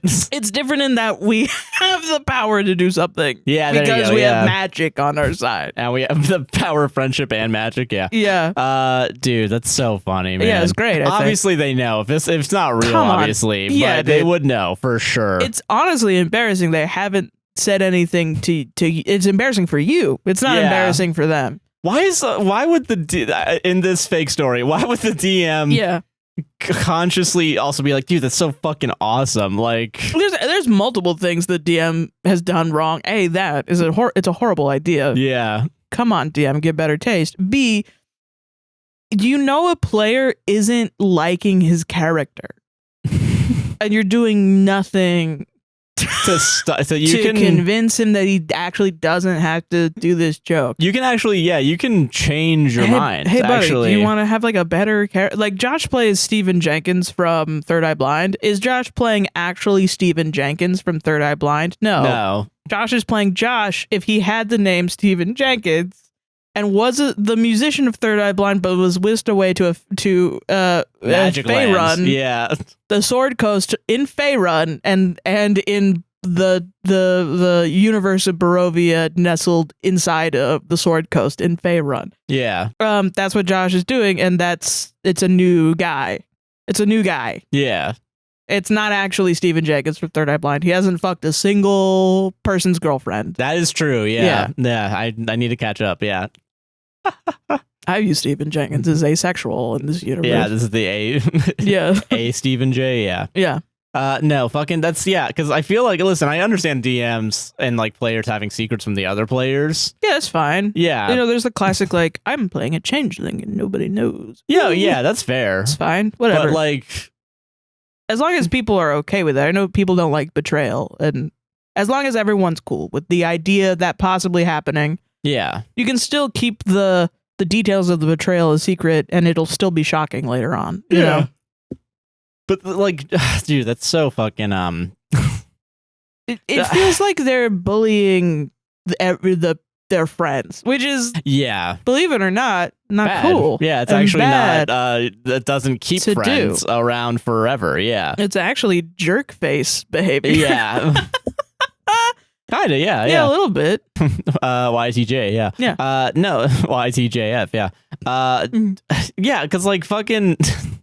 Also, in the mythos of this, right? Like you thinking about yourself as like, I'm so fucking smart. I'm so fucking clever. But I guess that's the irony, right? Is that you actually are acting like Trump in real life because of your ignorance and your you're a big stupid asshole. Yeah. Pretending and thinking that you're smart as shit. And actually, I'm not an asshole because I'm playing an asshole. Yeah. That I don't even like playing, but I'll keep doing it. I don't even like doing this. I hate guys like that. There are people out there that have not really done anything wrong, but love doing that shit. I never vibe. I feel like I could be them in another life. I feel like I could have gone down that path. Like you talk about how before you met me, you feel like you could have gone down an incel-y path. Oh, 100%, yeah. And I feel like I could have gone down just a absolute dickhead. I mean, the number of like rabbit holes that exist on the internet that you can almost get sucked into. Yeah, I guess what we're talking about. Yeah, could have done a million different things, but I do feel like I have this in me, and that's what makes me hate it a lot. Is when I see it in other people, I'm like, come on, man. You don't have to be doing this. You think you're being funny and entertaining, and you're really just annoying the shit out of everyone else. Yeah. If someone did this to you, you would be upset, but for some reason, you think other people, like, you're entitled to laughter from other people. That's just not true. Yeah, I saw a TikTok recently that was a lady in her car. I believe that's their pronouns, sorry. But they were like, you cannot teach him empathy. You cannot teach him. You cannot do it. It's not gonna happen. Find someone who actually has empathy. Yeah. And honestly, I feel that. I can. Yeah. Straight up. But yeah. What an asshole. Yeah. What a dick. Solved it. Pure dick behavior. Would it amaze you if I told you that I don't remember any of my stories? When did we pick them? Yesterday? Yeah. No, we have ADHD. We forget what we ate for breakfast. This is a new one. Couple reasons why I picked it. One, it's about work. Fair, fucking who doesn't love work? A lot of people. A lot of people at work. I don't usually say usernames, but this person, username is ADHD is my power. It's my superpower. Not even superpower, just it's power. Just my power. Okay. And it's a new subreddit, coworker stories. Okay. And I think it's an interesting one because it talks about remote work. Ooh. Yeah. Okay. Coworker spent 2 years upset I worked remote and he didn't, and got fired after getting drunk in front of a client. Okay. Yeah. Okay. So all of this started a couple of years ago up until recently, but I didn't leave this job until a couple of months ago and didn't want to take the chance of my old workplace finding this and me getting in trouble. Also, I know a lot of AI slob has been on here lately, but this isn't that. I wrote this on my phone. Here's a spelling mistake for proof, lol. Hell yeah. I will say I looked into it more. This person really is anti-AI, like and other shit. Yeah. Back when the pandemic started, we went remote like many offices. About a year into it, my company decided to close the office my department had been in and let everyone stay remote. I asked and was given the opportunity by upper management to move further away, which was great as I found it a better house at a lower cost of living area, and I'm still here. Then in 23, they decided to merge our department into the main corporate building, and anyone within 30 miles had to come back to the office. Which was kind of dumb since our department could do everything remotely, but them's the rules. Okay. I was over 70 miles away, so I was fine. I still came in when needed, but that was only about 2 to 3 times a year. That same year, we got a new hire who reported directly to me and hated that I was remote and he had to come in. I found out while training him, he lived a literal block away from the building, but still didn't want to come in. Okay. Which I'm going to say is still fair. Yeah, I think if you don't, if your job can be done at home, I think it is bullshit that you have to go in. Not gonna lie. This is the way to. That's what you want, you know? Yeah, and I don't think this is the way to handle it, from what I remember. Yeah. Yeah. But this wasn't enough. He started demanding I come in every day to train him. You work for me, but like I'm your supervisor or whatever. You're assigned to me. Yeah. What the hell? I told him no, not happening. Yeah. I was given direct permission by my boss, her boss, and her boss's boss to move. I wasn't about to do a 140-mile-a-day commute oh my God. when we could do everything over Teams. Yeah. He scheduled a meeting with my boss in an effort to go over my head. She called me and asked what was going on. What the hell? I filled her in and she was amused. She was also remote and had been the entire 10 years she had been there, as her husband was military and they moved every few years due to him changing duty stations. Listen, I've been there before. Like, I've worked at places where they all of a sudden are like, hey, come back to work, but our IT team is still... Yeah, I remember that happening. And I remember being jealous, and I remember everyone that I knew being jealous, like, what the hell, why can't they? But I never blamed the IT team. I was like, hell yeah, dude. The company sucks. Be there for your kids. Yeah, no, that's good, actually. Yeah, that's wild. But real estate prices, Sarah, how do we keep the bubble bubbling? Fuck. Toil and trouble in. Okay. She was also remote and had been the entire 10 years she had been there, as her husband was military. The company, of course, knew this and gave her full permission to be remote, as she was very skilled in our niche field. This guy did not know this, though, as he had scheduled an in-person meeting with her, which was impossible, as we were on the East Coast and she was in California at the time. Sheesh, man. Yeah. I don't know how you come back from that. That's like a whole eggs Benedict on your face. Holy crap. This didn't go over well with him, so he walked right into our department head's office and complained, which was a huge no-no. Well, yeah. Our department head was legitimately constantly busy and worked 50-plus hour weeks constantly. He was told to pound sand. Listen, I'm going to be honest. Company doesn't sound awesome. Why is a guy working 50-plus hours a week? No, that's not great. Not good. Not good. Not but good. This guy also, like, he fucked up his job, I think, a little bit. Yeah. Just a little bit. I get it. Yeah. After this, the new guy went quiet for a bit. I could tell he was still upset, but he had calmed down, so I figured he had finally accepted this situation. Then earlier this year, we went on a week-long work trip together. Oh. Seemed to go well. Clients were happy. But when I got back, one of our clients who was present at the work trip called me to give me a heads up. He was sending a complaint about my coworker. Probably shouldn't have, but we had a great working relationship. Apparently, they had ended up at the same restaurant the last night before we left, and my coworker had gotten very drunk and started talking massive amounts of shit about me, my boss, our department head, everyone.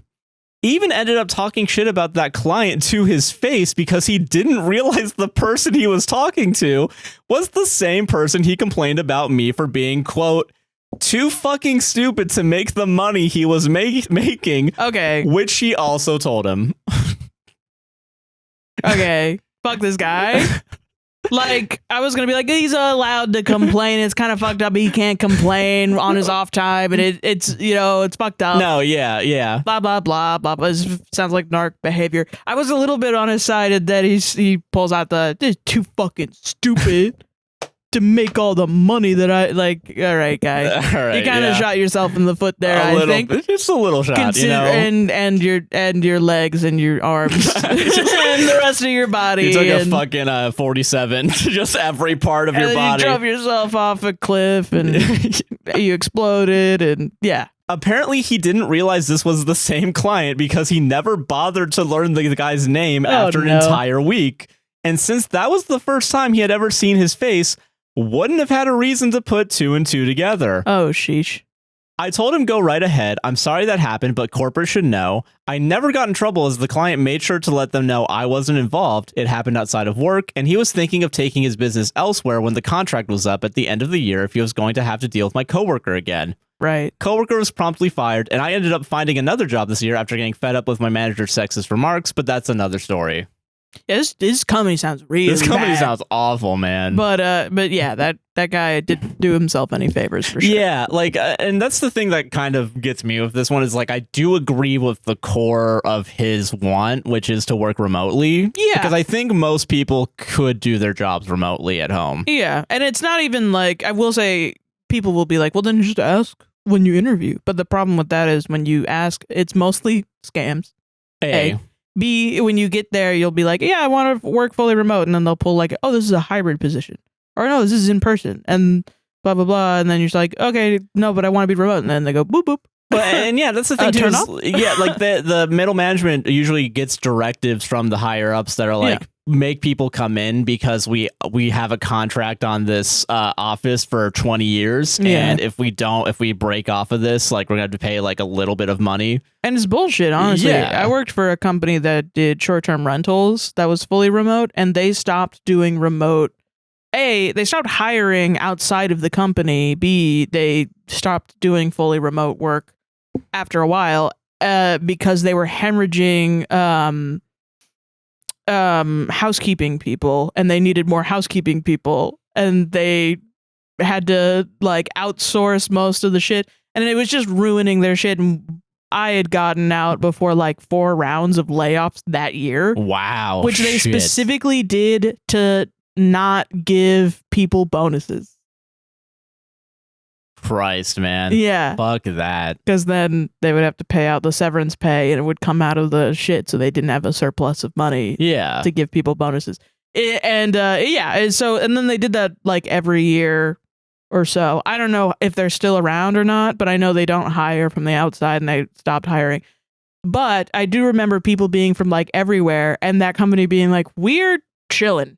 We made so much money from not having any real estate or only having 2 or 3 huge offices somewhere. Yeah, that's the thing is like there are a lot of costs with actually running a building. Yeah. But what is it? I think a lot of times too when they use because they can't tell you it's because we have a 20-year contract or whatever. They'll lie and say like, well, we just want to keep an eye on you. We just want to make sure that you're actually doing your work.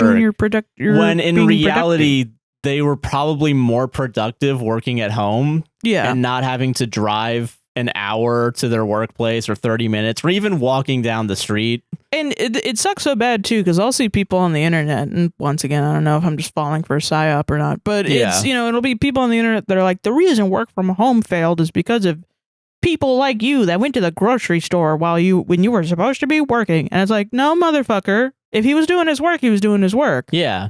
Amazingly, when you're working, you're working, actually. Nobody can convince me to do cop shit, man. I do not care if you're here illegally, quote unquote. You're not I don't think a person is illegal. I do not care if you have papers. I do not care about immigration rates. You give me numbers, I tune out. I don't give a fuck. Yeah. And I also do not care if you're actually working while you're on the clock. Never. Because also most people, like the whole meme of like an office job too is like you go there, you actually don't do work. You go on Reddit. And you scroll on Reddit and then you go back to work. Yeah. Yeah. Like that's kind of it. Even if I'm at a coffee shop, and this is maybe where I'll lose some people. If I'm at a coffee shop and the barista isn't doing anything, I'll just be like, okay, I'm going to go somewhere else. Like, I don't give a fuck. Like, I get it. I don't care. I don't give a shit. Yeah. I'm not ever, like, we're absolutely not the type of people that are like, this waitress isn't doing anything. I'm going to complain. No, yeah. We're usually the type of people that's like, oh, I hope she had a good break. Yeah. She probably, that was like her one break or something. In a 12-hour shift or something, yeah. You know, I'd never give a shit. And that's the thing, too, is like, I feel like it should be, it is a privilege to work from home, especially when there are jobs that do require you going out and like actually doing the work. Yeah. But I also think we should make it like as easy as possible for everyone to work. You know what I mean? And usually those jobs are customer service and they're not fucking easy. Yeah. You got to deal with people screaming at you all day. Yeah. It was awful when I did it. No, I get it. Yeah. It was horrible. Like Josh knows, I would wake up at 7:30, go in. He would come in at 11. I'd be crying every day because some guy was like calling me the C word and like a bitch at 9 a.m. on a Tuesday. He doesn't even own a business. He's just like a guy. Yeah, dude. And it was just like crazy shit, man. It was just crazy. Jesus. It was constantly every fucking day. And I was just like, I'm bad at this job. I don't want to fucking... I don't know what to do. God. So happy the podcast worked out. Straight honestly. up, yeah. I mean, and I'd go back, but I don't think I'd do over the phone customer service anymore. Don't know. That's yeah. I if I can, I won't do it. That's fair. Yeah. I can go back to like a theme park or something, like outside. Yeah. Shit, that's fine. Like doing retail or something. I did retail for a bit and I liked it. It's not too bad. Yeah. Yeah. No, I think I don't know, just let people, it really sucks that like in lieu of actual productivity and like actually even in a capitalistic sense, like saving money, so therefore making your profits be more profitable, you know, like you have more profits or whatever. Well, there's a lot of shit that doesn't make sense anymore, like in our capitalistic society. Capitalism has to provide a situation that capitalism has to provide a question where the answer is itself. You know what I mean? Like it has to provide a problem where the answer is capitalism. The only way to fix your problems is with money. Yeah. Therefore, that's why people are anti-socialist, like concepts, like not even a free healthcare, single payer healthcare. Yeah. Where, you know, you have one option and you actually have healthcare, and then all of a sudden we're in a shitty situation where why doesn't my government that's supposed to look out for me apparently care about whether or not I have healthcare? And it's because it needs to create a problem for capitalism to be the solution. Yeah. Private insurance and like... It wants you to think that it's your fault for not being able to pay medical bills. Yeah, so you should work harder and just enter the machine, man, you know? And it's getting mad at you for being upset when your needs aren't met. Like your Maslow's hierarchy of needs. That, like... Yeah, dude. God, that's the case of it, and that's why people don't want work from home, because it was too good. It was whoa, yeah, we can't have something this good. People are too happy with it. Yeah, God forbid. Yeah I don't know, so I feel for the guy. Yeah, but The you can't also be a dick. You can't be the worst person All of that as in well, the office, yeah. but you can't also be a huge dick. I don't know. I would like to think if I was a manager, I would be okay with someone bitching about me because I think it's just inevitable. No, yeah. When you're middle management, somebody's going to be like, I don't like the authority. And it's like, yeah, I mean, maybe I'm a little shocked that you're an adult and you're kind of acting like a teenager, but whatever. Yeah. Where else can you be a teenager if not at work? Yeah. I guess. 50-year-old man? Sure. When I go home, I actually got to be good for my wife. I hope you go home and you love your wife. Yeah. That's what I hope. Oh, God. But you can't just get super drunk. You can't just get so drunk and just be like, I hate my job so much. It sounded like he should have had a different job anyway. Yeah, it's not a good fit. And also fuck him for connecting stupidity with making money. Yeah, that's not right. That's not good. Yeah. I don't believe in that. I disagree, sir, and therefore I think you're a bad person. Dude, I think you just fucking owned him on the internet, I think I fucking did, bro. Solved it, man. Solved it, dude. God. Anyway, work from home if you can. I mean, take advantage if you can. I fucking looked, dude, and it's bad out there. It's bad out there. Jesus. Oh, this one's also gonna piss people off, but in a good way, in like okay, a money-making way. Okay, never mind. Am I the asshole for making fun of my girlfriend for writing fan fiction and claiming it's actual writing? So she's claiming she's saying it's actual writing. And I'm like, no, I'm going to make fun of you. Guys, when they see words on paper, that's not really writing. Reddit? My girlfriend's cringe. Reddit, what do you think? Dude, just let your girlfriend have a fucking hobby, man. Yeah, Jesus. Man. Oh, God. Okay. Where's your joy in life, asshole? Yeah. Listen, we've made fun of fan fiction on the show before. Listen, hey, I've never called it... I probably haven't called it not writing. You probably have as an aside, and I don't even think you mean it. I think you're just trying to be mean because you were offended. Yeah, I was angry at the quality of it. Yeah. But it's still writing. Yeah, it's still writing. It's literally, my whole point during that time was, no, it's still writing. We should treat it like it's writing. I hope it's Josh Hutcherson. I hope it's related to that. That's not the wolf one? The wolf one's good. Listen, I just think... The wolf one's good? It come out. Josh said he liked the wolf fan fiction. I don't know why that's my accent. Starting anyway, over. I'm gonna read. My girlfriend Abby, female 31, and I, male 33, have been together for a few months, and this Easter I was going to introduce her to my family. Then she wrote smut on the internet, and I was like, no. Unless he's edited this, he doesn't even say what it's about. So that's... Why the fuck not? I know, right? We haven't moved in together yet. Abby is quite smart. She has a PhD and works in her field. I only have a bachelor's, so you can imagine my surprise when a hot and smart woman wanted to date me. Anyway, I digress. Abby's passion is writing, although she's never allowed me to read anything she wrote. I wonder fucking why. Yeah, there's no reason. It's probably because she's a bitch. It's not yeah, that's probably what it is. Not that you're a huge asshole. She dreams of writing a book and says she's practicing and trying to draft things. That's good. One day I was staying over and fell asleep, and she went to her office to write. When I woke up, I peered over her shoulder when she was writing and saw names that sounded familiar.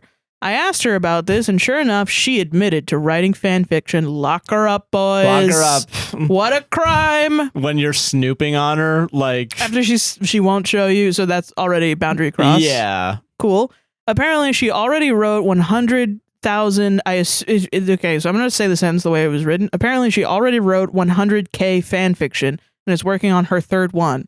I assume they mean 100,000 words. Oh, okay. Because that's usually how fan fiction is measured. Okay. Apparently, she already wrote 100,000 words of fan fiction and is working on her third one. She says it's writing practice and she loves it. Yeah. I told her it's cringy, and if she was serious about her book, she'd write it by now because she's pretty much already wrote 2 books if only they weren't fan fiction. But she needs to teach you how to write, bro. I'm sorry. It's hard reading this. No, yeah. Yeah. Maybe you should learn something from her. Yeah, I think so. Fucking, okay, counter argument real quick. And I can't believe I'm making this. 50 Shades of Grey. Well, yeah. Yeah. You Twilight. can't, yeah. Come on. Yeah. You can't be saying that fanfic isn't real writing There's when just so everyone's There's just so many. Yeah. She got silent and told me to leave her alone. When I introduced her to my family, I mentioned that she has a PhD. My brother and sister got impressed and asked about it. Abby tried to tell them, but I interjected and told them like a good person not to be so impressed because she wastes her time writing silly fan fiction. So I don't know how she even got her doctorate. And what? And then I called her a stinky poo-poo head. Who's Yeah, a stupid what lady. did you? Then you fucking like did a slam dunk and everyone clapped. Is that like? I know. Yeah, dude. It was meant to be a joke, but Abby was angry. She called me an asshole. She wouldn't talk to me for the rest of the day and asked me to drive her home. I tried to come in, but she told me she wanted to be alone and write her fan fiction.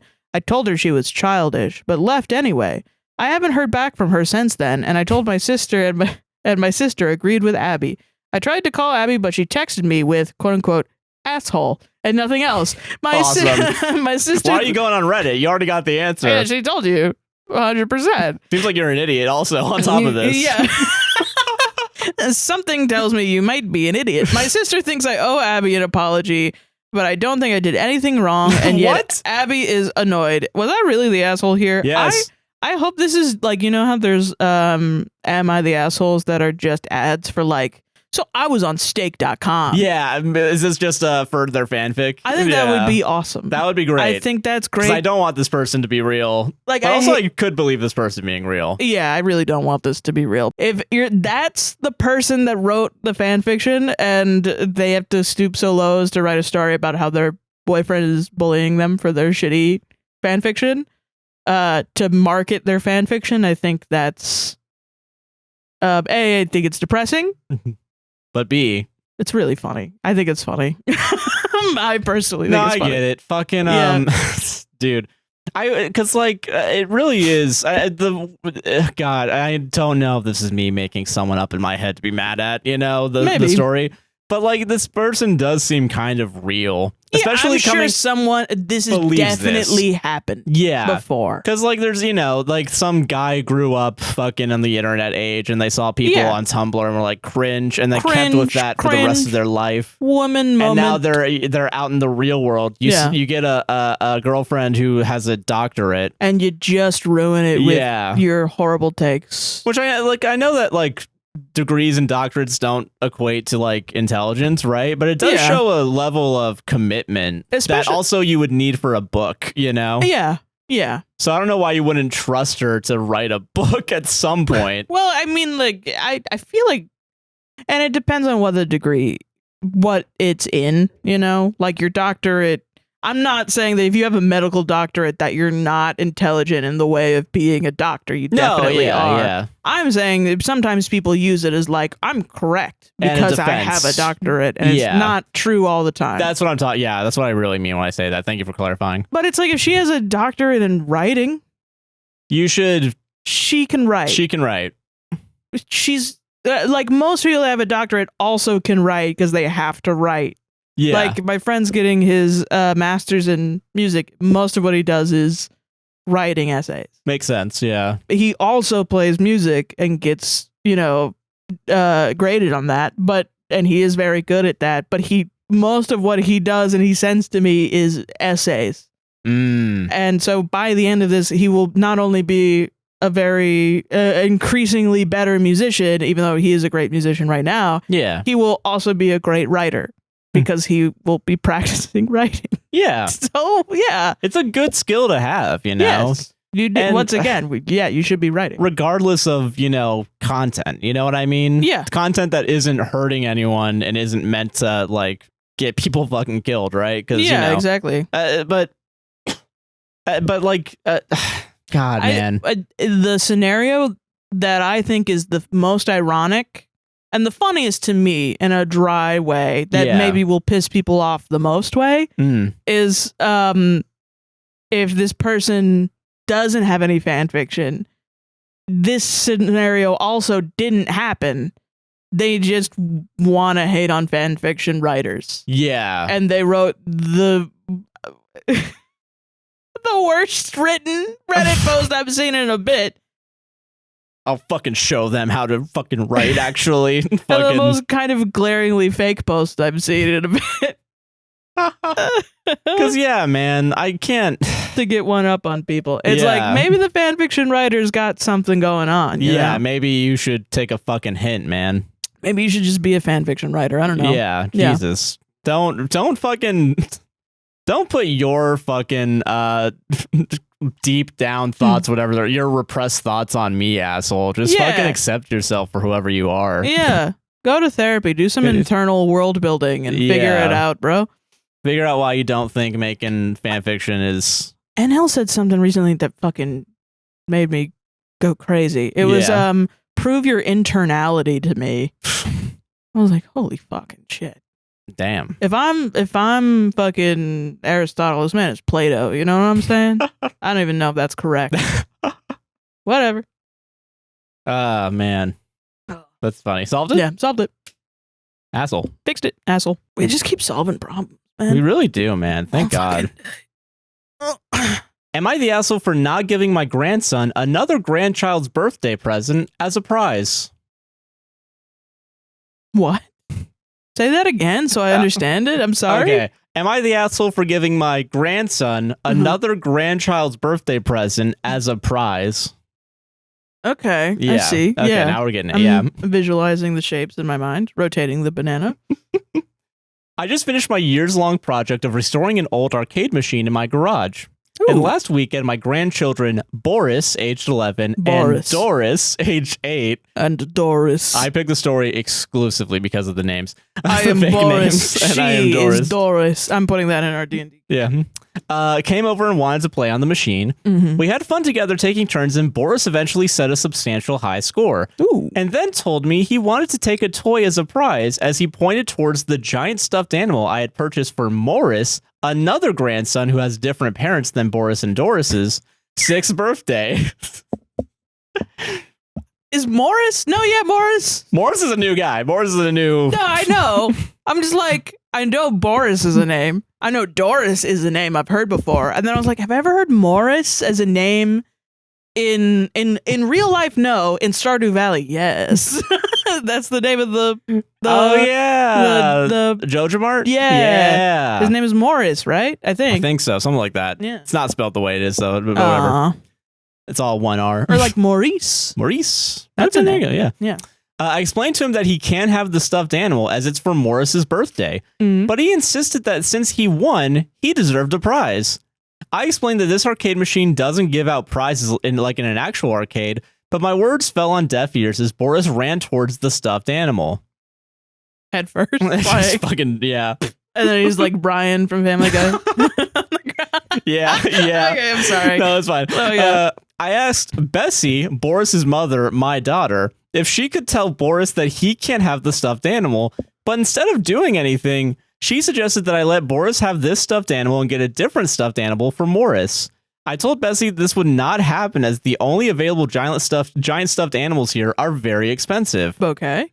I ended up having to ban Boris from the garage until he learned to respect other people's belongings, but this made him very upset, and now Bessie is also cross with me for treating Boris unfairly. I thought that this... What do you mean? Yeah, I don't know where unfairly came from here. Yeah. I thought this matter would resolve itself quickly, but Bessie is still cross with me and seems to still have some expectation I procure a stuffed animal for Boris. That's it. Okay, I'm so sorry. Bessie's OP's daughter? Yes, and the mother of Boris. YTA. You did not raise your daughter correctly. She's a bad parent. I'm sorry. You raised a bad parent. You're correct in grandparenting Boris. Yeah, you didn't parent Bessie good enough because now she's badly parenting Boris, and now it's come back to haunt ya. Classic parent karma, negative karma reap. Yeah. Get fucked. Yeah. Get fucked. YTA. Sneaky YTA, let's go. Yeah, okay, all right, there you go. Yeah. YTA's in the chat. Let's go. No, I'm joking. A little bit. YTA. Cause Yeah, I get what you mean. Not the asshole for not wanting to give up the stuffed animal. no, like, you need to tell the kid like, hey, some games don't give you a prize. sometimes you just gotta win for yourself. Play blueprints. Dude, oh god, do you want the Give kid the kid blueprints. Do you want the kid to kill themselves? Is that what you're saying? Misdriven blueprints. Give the kid that and let them come back with a philosophical quandary, and they'll be like, there are no stuffed animals. In real life. The stuffed animals was the game. The stuffed animals was getting to live. If everything goes correctly. If everything does not go correctly, the kid will kill himself. Yeah, I was about to say. What that's are you not your talking fault, about? though. That's Bessie's fault. It is your fault for not teaching Bessie this very important life lesson that life will teach him anyway. Yeah. It's just you're supposed to learn it with video games as a kid, and then so that you don't fuck it up with the one that got away when you're an adult. Yeah. That's kind of the whole point. Yeah. I get that. I get what you mean. You need to learn to cherish everything. Yeah. And that's, I mean, yeah, that's like you're right about the prize being the game itself. You know what I mean? Yeah. Like, because you got to teach them young that there's no meritocracy, and depending on no matter how good you do, you're not, maybe sometimes you don't get a prize. And maybe sometimes you suck. The prize is that you woke up today. Yeah. The prize is that the oxygen goes in your body and CO2 comes out your body, and the trees take in the CO2 and breathe out the oxygen. Yeah, exactly. Yeah. That's the prize, is that you're connected to everyone around you. The prize is that everyone is you and you are everyone, and we all love each other in some ways. And even through the war and the pain and the hatred and the horribleness of everything, you can wake up and go and look into your mother's eyes and remember what they look like. That's the prize. You say all that, and then you slowly bring out a bag of shrooms. Just fucking this. But the actual prize is this shrooms. one. I've never done shrooms. You do not need shrooms to do this. You just need to have a... Yeah, what? A good relationship with the Lord Jesus Christ? Is that where you're going with this? No! You need to have chronic depression since you were 8 years old, and you need to have insomnia 2 years ago, and you need to have a momentary lapse of reality. And then you're there? And you're there. There you go. Yeah. Okay, yeah, that's fair. Or you can take shrooms. Or you can take shrooms. It's probably I feel like that one's that's easier. a safer that one. seems more safe. The Yeah. Jesus people almost took me, man. I Googled it. I was like, am I Jesus? And they were like, yes, you are. Come to church. Come to church right now. And I was like, oh shit, maybe I will. And then I was like, no, that's dumb. I hate Jesus. I don't hate Jesus. I don't give a shit about Jesus. Yeah, fucking but no, yeah, fucking You can't you can't teach your kid that just because you ask for something after doing something that you get it, or else you cry and then you get it. Yeah. That's a bad time. Yeah. And then Bessie should also not be like, what the fuck? You made my kid cry. Now I gotta deal with him. Ah, fuck. Ah, come on, mom. You just suck. How old is she? Like, come on, man. Like, I think 30s is what they said. Too long. Like Too long. No ages are given except for the kids. 11 and 8, Boris and Doris, respectively. That's too old. Yeah. Kid comes out day 2. I looked cute, therefore I get the food. No. Nah, dude. Not all the time. Not all the time. Sometimes the food isn't even there. Sometimes you're born a crab and you get eaten by a bird. You ever think about that shit? Yeah. Sometimes you're born a crab and you eat a turtle. You ever think about that? Huh? I wonder if they don't fucking think about that. They just do it, bitch. Yeah. You know? And they're happy. No, Probably. no. Or I don't know what they exist. feel, actually. Yeah. I don't know if they feel happiness. We don't know. Fucking, do you think if the stuffed animal wasn't there, he would have just picked a random thing in the garage? I thought he was going to take the game home. And I was like, that's wild. I see a dolly over there. Can I use it to transport it back home? I've had this happen to me, actually, once. I had like a stuffed animal that I got from, I think it was a Build-A-Bear. Really? Or something that I just had from like when I was a kid in Georgia or something. And it was like a cat. It was a white cat that was like a pop star or something. Yeah. And I remember everyone being like, "Why do you want the the feminine cat. You're so not feminine. Because I was a kid that was very Why much are you like judging my fucking teddy bear purchase? I know it was I have a weird relationship with gender, and that's why I haven't been like, am I non-binary? Am I she they? I actually don't know, because I don't really have a stable relationship with gender. Yeah. To start with, because everyone immediately was like gender. Figure it out, Sarah. Figure it out. Makeup, Barbies and makeup. Like I had pink, and I was like, I really rejected a lot of pink shit as a kid. Yeah, and I was like, I like purple. Hell yeah. I don't like pink. I like, which also purple. isn't scientifically isn't that far away from pink too. Whatever. Well, I think I chose it to not be like a boy, but also not to. But not like I don't want the regular shit. Give me something cooler. Give me that special shit, but it's the same thing because that's still acceptable. Yeah, because it's not a boy thing. Off but topic. I was always more interested in my brother's toys than that's fair. My Yeah, own, you know. I will say off topic. I got a TikTok one time that was like, why do all autistic people have the same favorite color? Is and it the purple? color no, it was green. And I was like, fuck you. Got your ass. God damn it. Hold on, just gonna get rid of this. Okay. That's like yellow now. It's been bleached what you by mean the sun. By my spit? Yeah, sure. Yeah. No, fucking God. But no, like, yeah, I get what. So okay, sorry, I cut you off. Yeah. So then I had this like cat Build-A-Bear that just had like just the cat hat. I think I just liked it because it was a cat. Yeah. That was it. You're but so it had, like, unwomanly for liking a cat. No, it was shocking. Oh, okay. Because I had chosen not girly things up until then, and then I had a cat toy that had like eyelashes and makeup on, and I chose like girly outfits for it and stuff. Yeah. And so any kind of foray into femininity in my life throughout till I was like old. Yeah. Too. This continued on for a long time. Was like, wow. Ooh. Are you gonna be a girl now? Finally. Like, you know, last week we talked about, she would be like, isn't Zac Efron cute? Yeah. And like trying to push kind of heteronormativity onto on me. You. Yeah. While also being like, you're masculine, so you must be gay. And like I was.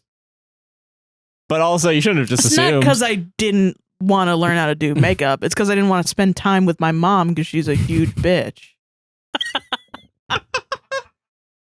Yeah. It meant I would have to spend time with my mom, who made fun of my hair every day. Yeah. And that was not fun. Yeah. So no, I didn't want to do that. I even tried like goth makeup when I got really into goth shit. Yeah. And my mom intercepted my Amazon package oh my God. of makeup brushes, opened it, and was like, what are these brushes for? What are these brushes for? What are you going to do? Is this makeup? Is this makeup brushes? Blah, blah, blah. And she wouldn't let me have them until I admitted to her that I was going to try makeup. And I think I just lied and said they were paint brushes or something. It was more acceptable to paint as opposed to who are you getting dressed up for, huh? And then she was like, makeup for, huh? Oh, so, yeah. And then, oh, Sarah, you don't know. You're such an idiot. These are makeup brushes. They're not paint brushes. They're not going to work because they're. And then she feigned concern. We have to send them back. Actually, you're the asshole for even purchasing these. Yeah. And then she did that with tampons later. And I'm not going to go into it. No, that's fair. No, don't go into it because like I just like making you uncomfortable. No, because she's a crazy bitch, motherfucker. Right? Yeah, fuck her, man. Yeah.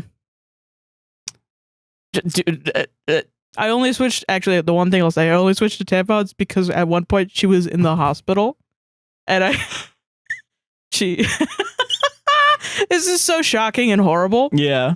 But it validates me because it's been a while since I've dropped some Sarah lore. Yeah. And it's sometimes when it takes a little bit, sometimes people are like, were you abused? You haven't dropped any more lore on this yet. Yeah. Like it's an episode. Yeah, like it's a TV show. Game of Thrones, yeah. My abuse was a TV show. Yeah. But no, so she was in the hospital for like a couple days or something. Yeah. Or she was doing it somewhere else. She wasn't at home. Yeah. And so I could safely have a package delivered and hide it. So that's how I bought a huge thing from Amazon of tampons and hid it in my room. Yeah, because if you're expecting your package to be opened by your parents. Yeah. She'd do that all the time. Christ, man. Yeah. It was awesome. Anyway, yeah, no, fucking I wish I was a kid again. No.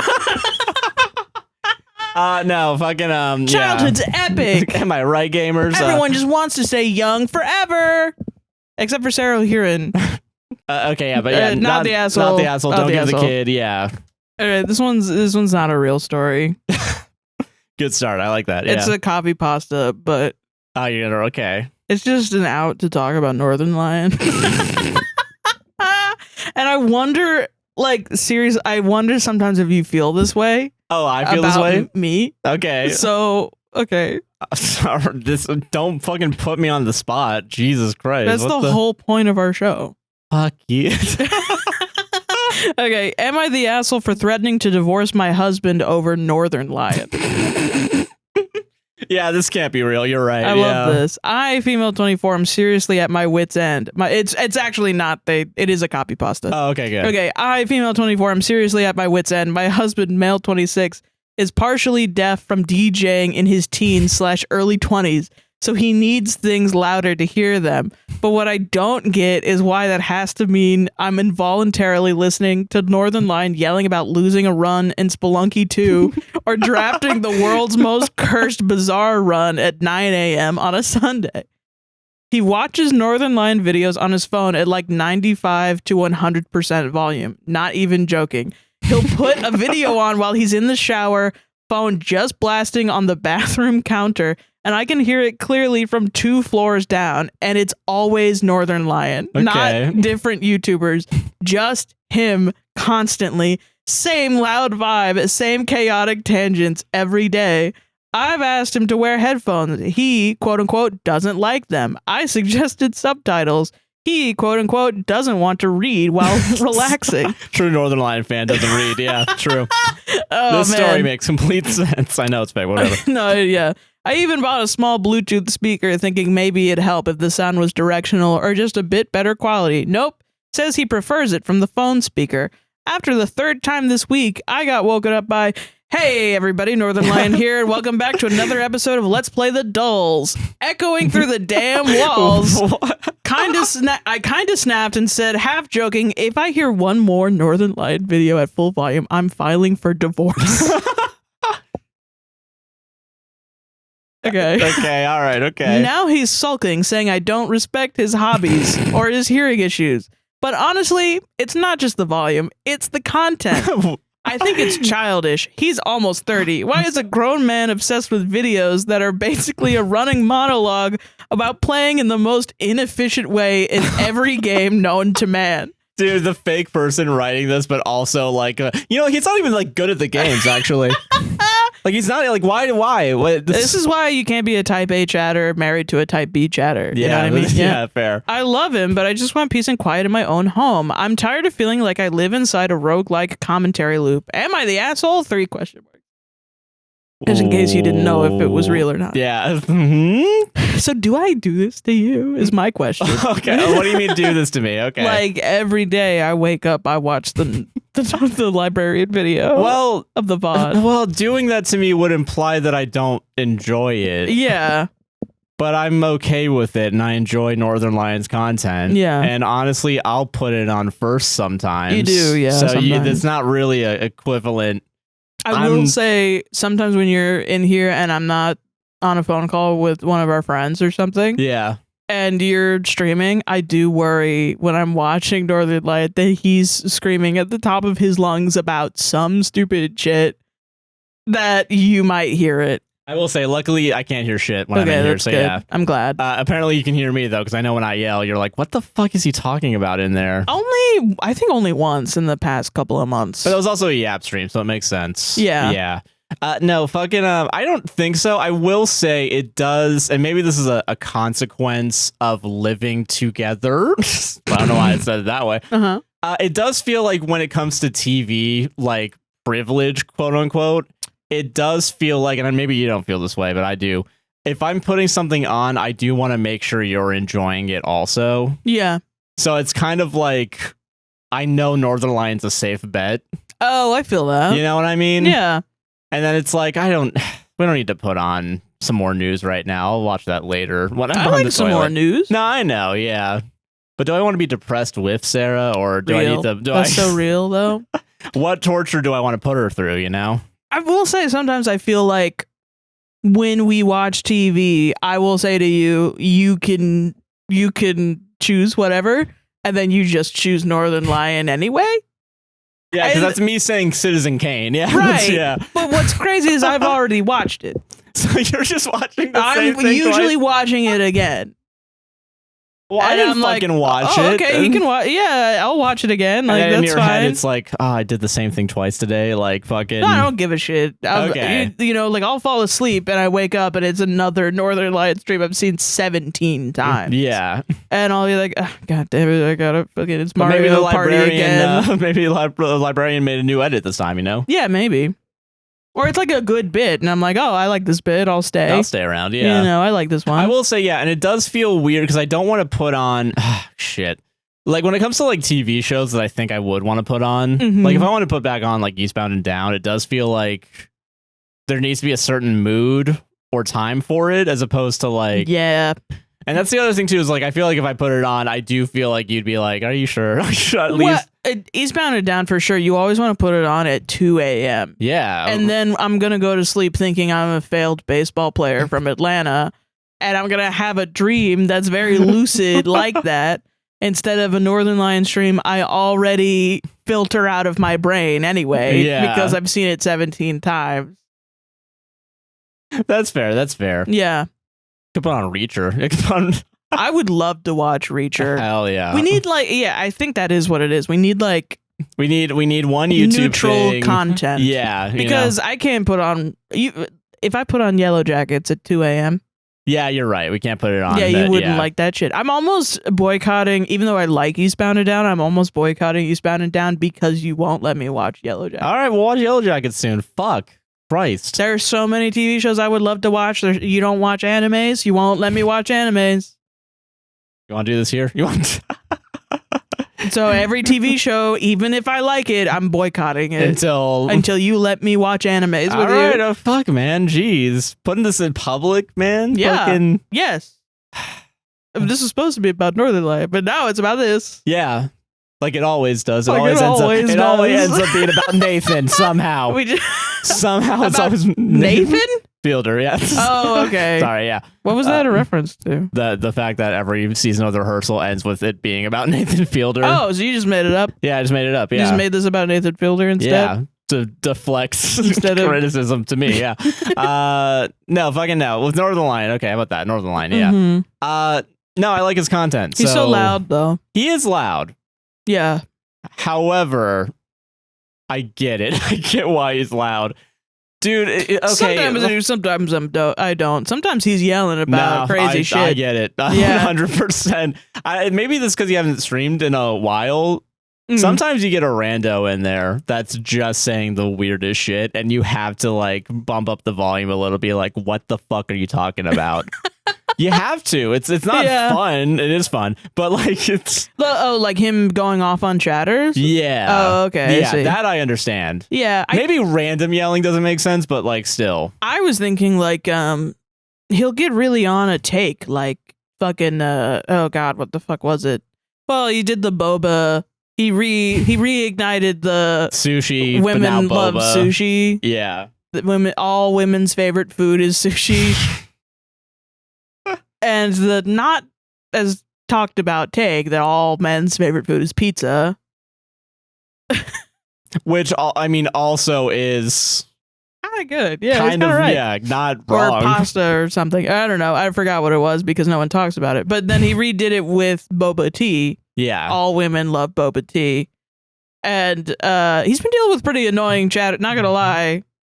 People calling him sexist. This is the weirdest thing to call somebody sexist on. Just like a true fact. I can't believe it.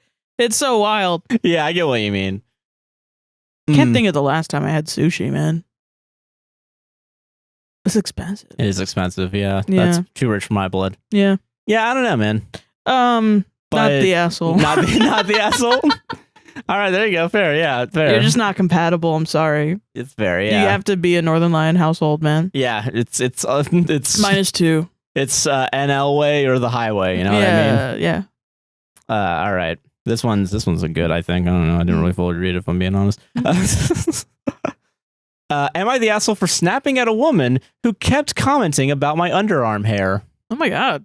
Why would she do that to you? At first, I was like, YTA, and then don't comment on people's bodies. Yeah. Throw away because I don't want this bullshit connected to my main account. All right, aggressive. Guns blazing. I, 30s female, was at an outdoor cinema event with my friend, 30s female, yesterday, and I was wearing a tank top. Mm-hmm. At one point, the woman next to me said she loved that I was, quote, embracing my feminine hair. I haven't shaved my underarms for a while, so I guess it was more noticeable than I realized.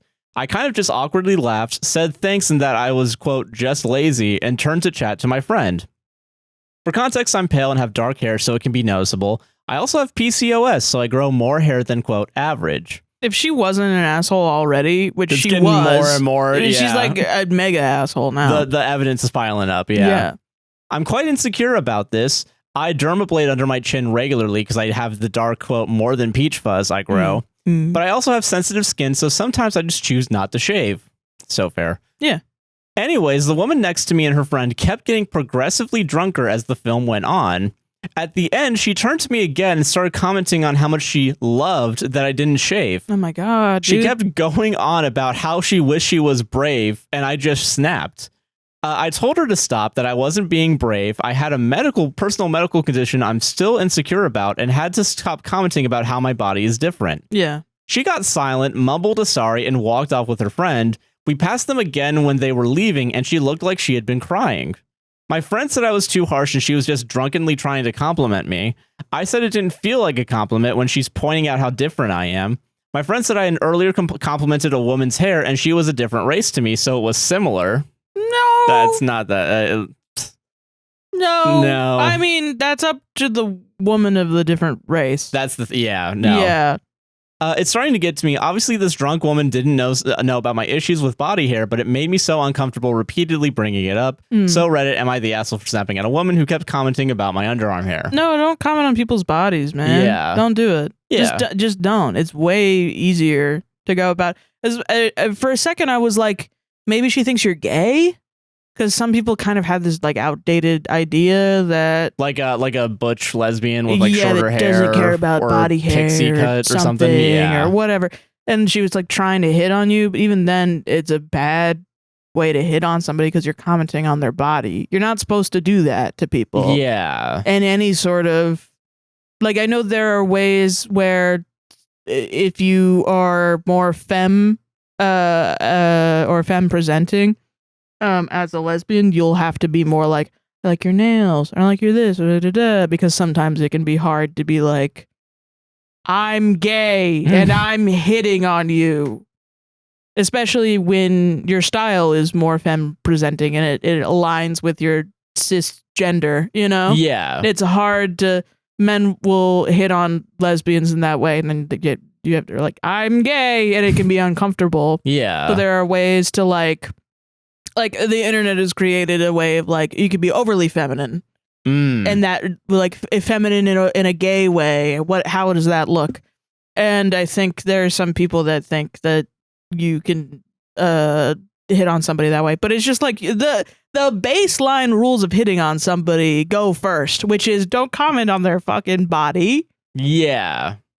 Because you never know what's going on with somebody. Yeah, and I will say, bringing up like commenting another person's hair is not the same for a couple reasons. If I will say, because some like I have seen that like I've seen it from like black TikTokers that say that a white person complimenting their hair is, especially in like the workplace, can sometimes be like a microaggression. Oh, okay. Because they feel like they're pointing them out rather than everybody else. Oh, okay. Like your hair's different. So yeah, that could be shitty. Yeah, I can understand that. And I think from what I know, there's a joke where when white people compliment your hair, it's always like a hairstyle that is lazily done or not quote unquote lazily done, but is like last minute done, or like your hair is grown out. You need to get your hair done. And white people compliment you on that for some reason. So there's like a joke that it's like, oh shit, now I need to go change my hair because the white people are noticing, which is funny. I think that's really funny. That's fair then. And it made me stop complimenting black people's hair because I don't want them to be insecure or uncomfortable. No, that's fair. It's usually easier just to shut the fuck up. But I will say I do go out. I'm like, oh, I like your dress. I like your hair. Well, I think because I think my argument would be like it's something kind of in your control as opposed to like your body growing a lot of hair because of a medical condition you have. And people will say, well, she could just shave. But sensitive skin also. You don't want to be shaving every fucking day. Pick yourself up by your bootstraps. Sensitive skin. How about you shut the fuck up, man? My dad fought in Vietnam.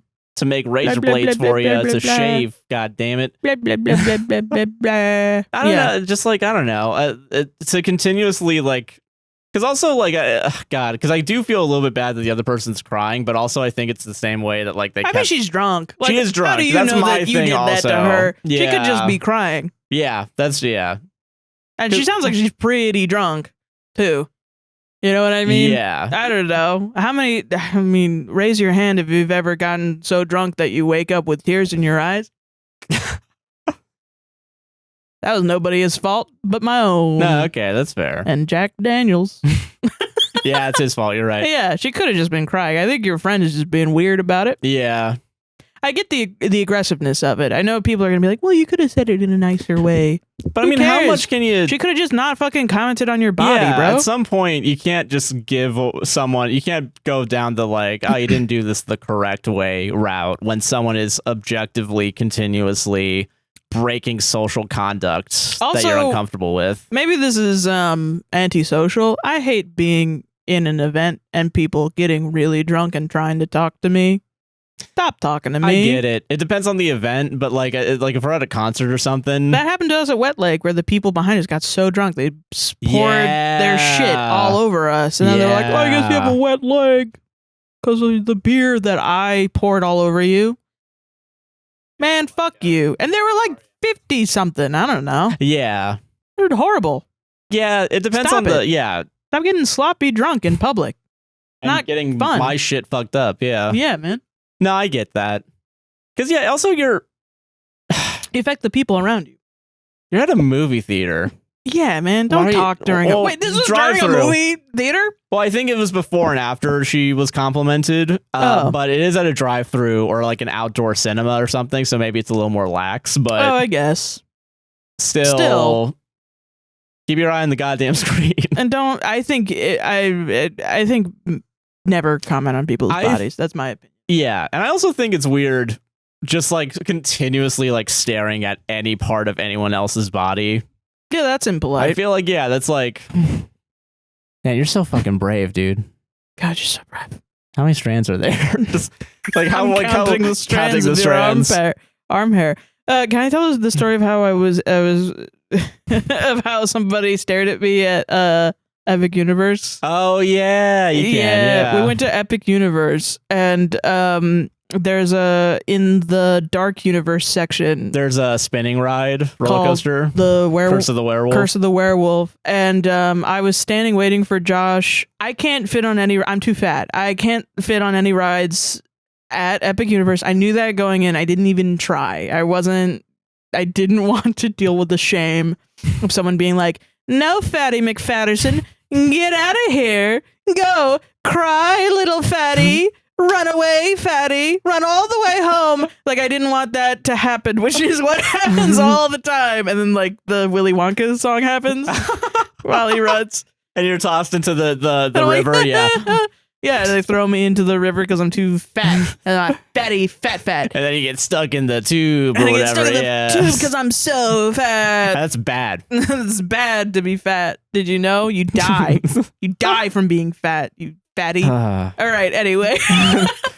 Continue. Anyway, so I was waiting for Joshua to come from the bathroom, and there was a group of like 4 people next to me. It was like a girl and a guy, which I think they were together, and then 2 other people that were a group. I don't know their relationship. I don't really know either of them's relationship, but it was 2 people and 2 people.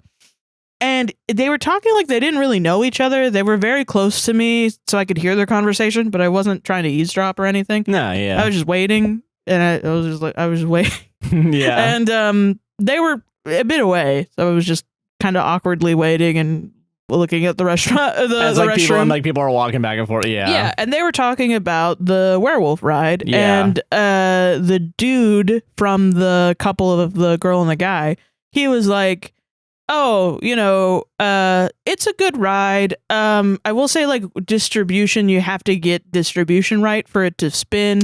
And he goes, "I was on it with someone," and he stops because he's trying to say the right word. He was like, yeah. "I was with someone that was heavier, so I was like, it didn't spin as much for me because I was on one side." And I can kind of confirm that because when I went on it, it was me, a dad, and 2 of his kids in the same spinning thing, and the dad and I were on the same. Because of the distribution of the weight, we were just constantly on our side. So it would have been better if the kid was in the middle. Yeah, like if the kid switched around and like there was like an X pattern of like kid, dad, me. Yeah, which I would, but I wouldn't want that for because I don't want to sit next to a kid that I don't fucking know. That's true. It depends on the what the kid's comfortable with. Exactly. I guess, But I guess the guy's trying to say, like, if you're with somebody with a single rider that's large, maybe put them in the middle or something and split up, or because it's like better for that. Distribute it in a way because it's not really a middle. It's like 2 and 2, but yeah. Oh, okay, yeah. So like, figure out the distribution as you go on. So that way, if it's more even, it spins a little bit more. Everyone will have a better experience. Fine. Yeah.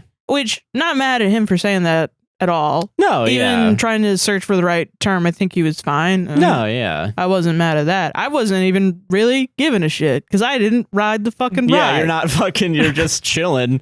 His girl was staring at me. And I will say, to her credit, I think she was just kind of staring off in the distance and I happened to be there. But we were, not going to lie, 4 feet apart. Like, I think she was just like, yeah. And this is what she says. Yeah. I wrote with a big fat person. A big fat person. And she was staring so bad, her dude that she was with looked at me like, "Were you the big fat person that was on the ride?" He didn't say that, but he was like, "Why is she looking at you? Why is she looking at you?" And when she said big fat person, she stared at me like, "Big fat person." And I was just like, I didn't do anything. I didn't even ride the fucking ride. I didn't even have the fun. Yeah. Whatever ride she was with, her fat person was spinning around, having a great time. Like, I stolen valored his fun, but I didn't get any of the fun. And the other 2 people are staring at her. I'm like humiliated. I didn't do anything. Yeah, you're just standing existing. I do think she was just like, but it was weird the way she did her head. And I was like, I don't know who you are. Yeah, like, obviously you're not a good person because even if you were staring off in the distance and not realizing what you were doing, why does your brain default? I was like, listen, I know when I go to Universal, I thought I could get away from like the fat people hate workers. IRL, they hired the entirety of the fat people hate some people to do the rides. Because every time I tried to go on in the past, they would be like, yeah, no, fatty, you're too fat. And then I talked to other people and they're like, they just said get off. And I'm like, why do they hate me? Yeah, like, I'm like, why do they do that? What the hell? So I thought I could avoid it by just not trying to go on the rides. And now people are yelling at me? What the shit, man? Oh, God, man. I was having a great time walking around and sitting. Yeah, and eating the good food they had, like having a mocktail. Yeah. Yeah. Fucking, yeah, no. Yeah, it's that's why you don't comment on people's bodies, man. Don't fucking do it. Jesus. Even hearsay, because who knows? You might look like a fucking crazy person. Commenting on strangers' body weight. Fat people are around. The good news, though, is that this is now immortalized, and we can find that person. Yeah, and shoot them. For fun. For fun. I'm going to keep stealing that bit. I don't care. It is funny looking back. In the moment, it did a little bit ruin the day for me. Because I was like Because it Damn. sucks. That was fucked up, What the man. hell? I had a really great time, and Up then it until was that like, point, yeah. now I'm really self-conscious. Like, oh shit, is everybody thinking I'm like, are people genuinely mad that fat people can ride roller coasters? I'm like, I can't even. Yeah. You know? So I was like, okay. I'm Fuck, trying to work on it. I'm sorry. Yeah. I'm sorry. I'm waiting for the money for a stepper. I'm waiting on the money for the stepper. I don't even have $12 to buy newspapers.com subscription. I couldn't even get my ass a towel frame. It's only $3. I'm poor. But Yeah. I'm here at Epic Universe. Yeah, Yeah. okay, I get it. Oh. God, man. But yeah, no, not the asshole, Yeah, man. don't comment on anybody's bodies, man. Yeah. Solved it. Especially if you're trying to hit on them, which I did think that person was trying Maybe to a do. little bit, yeah. Am I the asshole for correcting my wife about slurping soup in public? Okay. Yeah, this one's in poo mode. I'm joking. Oh, God I'm damn gonna it. redo it. I'm gonna redo Okay, it. all right, okay, sorry. I'm just trying to bring the energy back up. You know what I mean? Okay. Fucking shit. Oh, no. Fuck off. Okay, Fuck. sorry, okay. Okay, am I the asshole for correcting my wife about slurping soup in public? Okay. My wife and I are attending a chef's table experience. Ooh. She was loudly slurping her soup, and I politely told her not to slurp through dinner. She retorted and said in Japan it is seen as a sign of content, but we are not in Japan. And the noise is actively affecting other diners in our area. When I called her out, she tells me that I'm an asshole for suggesting she's doing something the wrong way, specifically in the moment she's slurping, but we're eating at a fancy restaurant and we're not in Japan. Hey, reader, just to remind you, this is not taking place in Japan. Anyway, back to the story. I love OP a lot. Yeah, no, that's awesome. Matter of fact, am I the asshole for calling her out and trying to stop the slurp when I noticed it? Stop the slurp. Edit. My wife is not Japanese. However, she's YTA, you didn't include that in the first place. YTA. More info, YTA. However, she's familiar with Japanese culture because she spent some time there. This was Sometime you gotta say a number, man. You no, can't no just number. say YTA, more info. How many years? This was not Japanese cuisine. It was a potato leek soup. That's so awesome. That's so. It'd be so funny if epic. Sven. Your wife is awesome. Listen, On seriousness, I guess why if I not side with the guy clapping during Friends and ignoring the shit out of his wife, I gotta side with your wife slurping her potato leek and I guess soup. I have to be the voice of reason here. And, no, Yeah, because I you're mean, the man. Okay, I'm sorry. there's more. Oh shit. Okay, yeah, sorry. edit 2. Thank you for all the feedback. In spite of all the NTA comments, there were helpful suggestions about how I might have handled it better in the moment. Obviously, with any disagreement, an OP is able to craft their opinion to their advantage, and while I'm feeling justified in the response, I still feel there was a potential outcome where we avoided making the front page and both of us felt heard. Sorry. Nonetheless, we've chatted about the feedback. Some of you are terrible, though, and are thankful for the input with our silly encounter. Honestly, thank God someone's saying some of you fuckers suck. In any case, thank you all for taking the time to leave feedback. Someone was like, dump the woman over the soup slurping one? Like for Holy real? shit. Like an actual. Why? NTA, she's not Japanese and you weren't in Japan. Japanese etiquette was completely irrelevant in this instance. Your wife was being gross and Okay, well, annoying calm the fuck down. and seems to have no social awareness. Calm the fuck down. NTA, she can recognize the importance of cultural context, but only for Japan? Bizarre excuse. I will say, I do think it'd be funny if Murdered like, with facts and logic. I do think it would be funny if like he says she's spent time in Japan, but it was like a week, like just like 1 2 day. days. Yeah, 2 days. Took the train back. Didn't see anything else besides the train. Has no one has heard this phrase? I've heard it so much as a kid that I thought it was not even fucking true. Which phrase? In Japan they slurp their soup. I will say I didn't know that. If that is true in this. If it's true, whatever. I just, I feel like every single time with my family I've eaten something that like spaghetti that had noodles in it. And I will people told me say- not to slurp as a child. Yeah. Someone would say, in Japan they slurp their soup.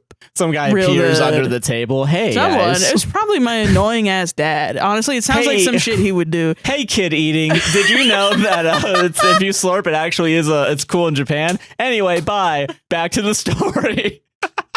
That sounds like some shit my dad would do because he was in Japan at some point in his life. So funny. So I mean, I wonder. Yeah, maybe. don't I know. wonder. Because if the cultural etiquette where you are is don't slurp, I guess don't slurp, whatever. I mean, I don't care personally. Who But- cares? I mean, well, okay. If OP If you're like cares like about it, whatever. Yeah, no, it's one of that's- those things. Yeah. If you care about it, you brought it up, and then probably in the moment, the way it played out and the way that OP was like talking about it, it's like what every Am I the Asshole should be, not am I being abused? Yes. It's like yes. you did a little like It's a silly Billy. thing It's that a happened, silly yeah. Billy misconception, is what it is. Yeah. It's you guys are yapping, you're eating food, having a good time, and then you're like, "Can you fucking stop doing that shit? What the hell?" And then she's like, "Well, actually, in Japan." And then you're like, "Well, yeah, but we're not in fucking Japan." She's like, "All right, asshole." Sorry, I And don't that's wanna- it. And then you took it a little too serious when she was just joking. Yeah. It would be funny though Then to bring that's back it. the character of the guy coming in to explain something. Hey, what the fuck? If she paused the dinner for everybody, got up and got a microphone. If I was your wife, and this is why I'm not married yet, Josh. If I Do you was want your to wife, fucking do this here or what? if I was your wife, what I would do every other time: spaghetti, ramen noodles, every noodle possible. I would slurp the shit out of that. I would slurp the fuck. It would be slurping you never did see before. The most slurpage you've ever seen. You'd be like, she doesn't even do that to my dick. She'd be slurping on that noodle. She doesn't even do that shit to my dick. What the hell? Where is this? I would slurp the shit out of that just so I could bait you into being like, can you shut the fuck up? Yeah. So I could be like, did you know? In Japan. Just so I could hear you say, well, we're not in Japan, are we? Like, Yeah. I want that so bad. That shit is so awesome. Christ, But that's so why funny. that's why I'm not with a person like that. Because I would annoy the fucking shit out of them. No, I get it. Yeah. Yeah. Solved it. I'm gonna say not the asshole. Not the asshole. the asshole, I don't think so. I don't think so either. I Yeah, the didn't- no boundary. asshole here, I don't think. Okay, fine. That's fair. Yeah. I mean, if she was disturbing other people. Yeah, kind of, yeah. a little bit. I don't know. Asshole is like a strong word, I think. Just, I don't know. Yeah. All right. Something else. I'm a podcaster. Hey, everybody. Words guys. and stuff. Just real quick, just letting you know I'm a podcaster. Anyway, I'm back a to the show. professional. All right, okay. Am I the asshole for ordering alcohol? Yeah.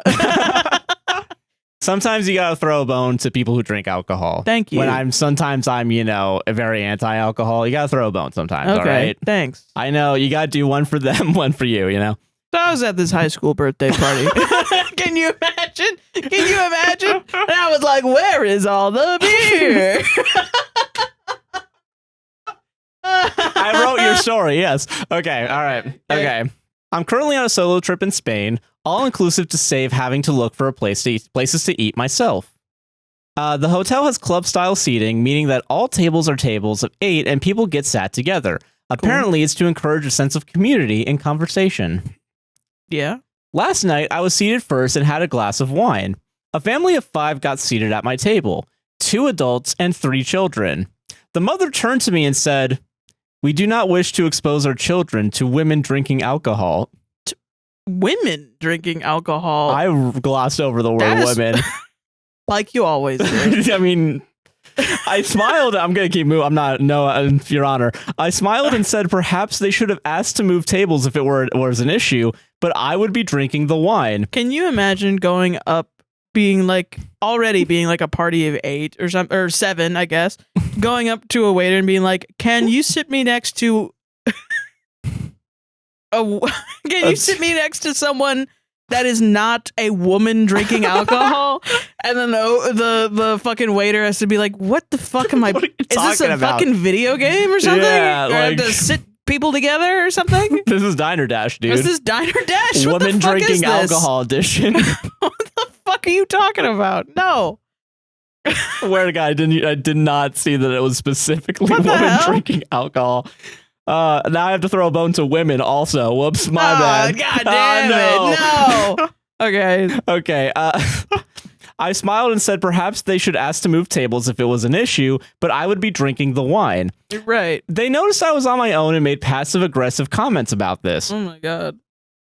I went up to get food, and on return, the wine had disappeared. A waiter came over and asked to see my wristband for the all-inclusive, and said the family had told them I was underage and must have snuck away from my parents. He was very apologetic and returned with a fresh glass of wine, Well, that's just nice. as the family came back with their food.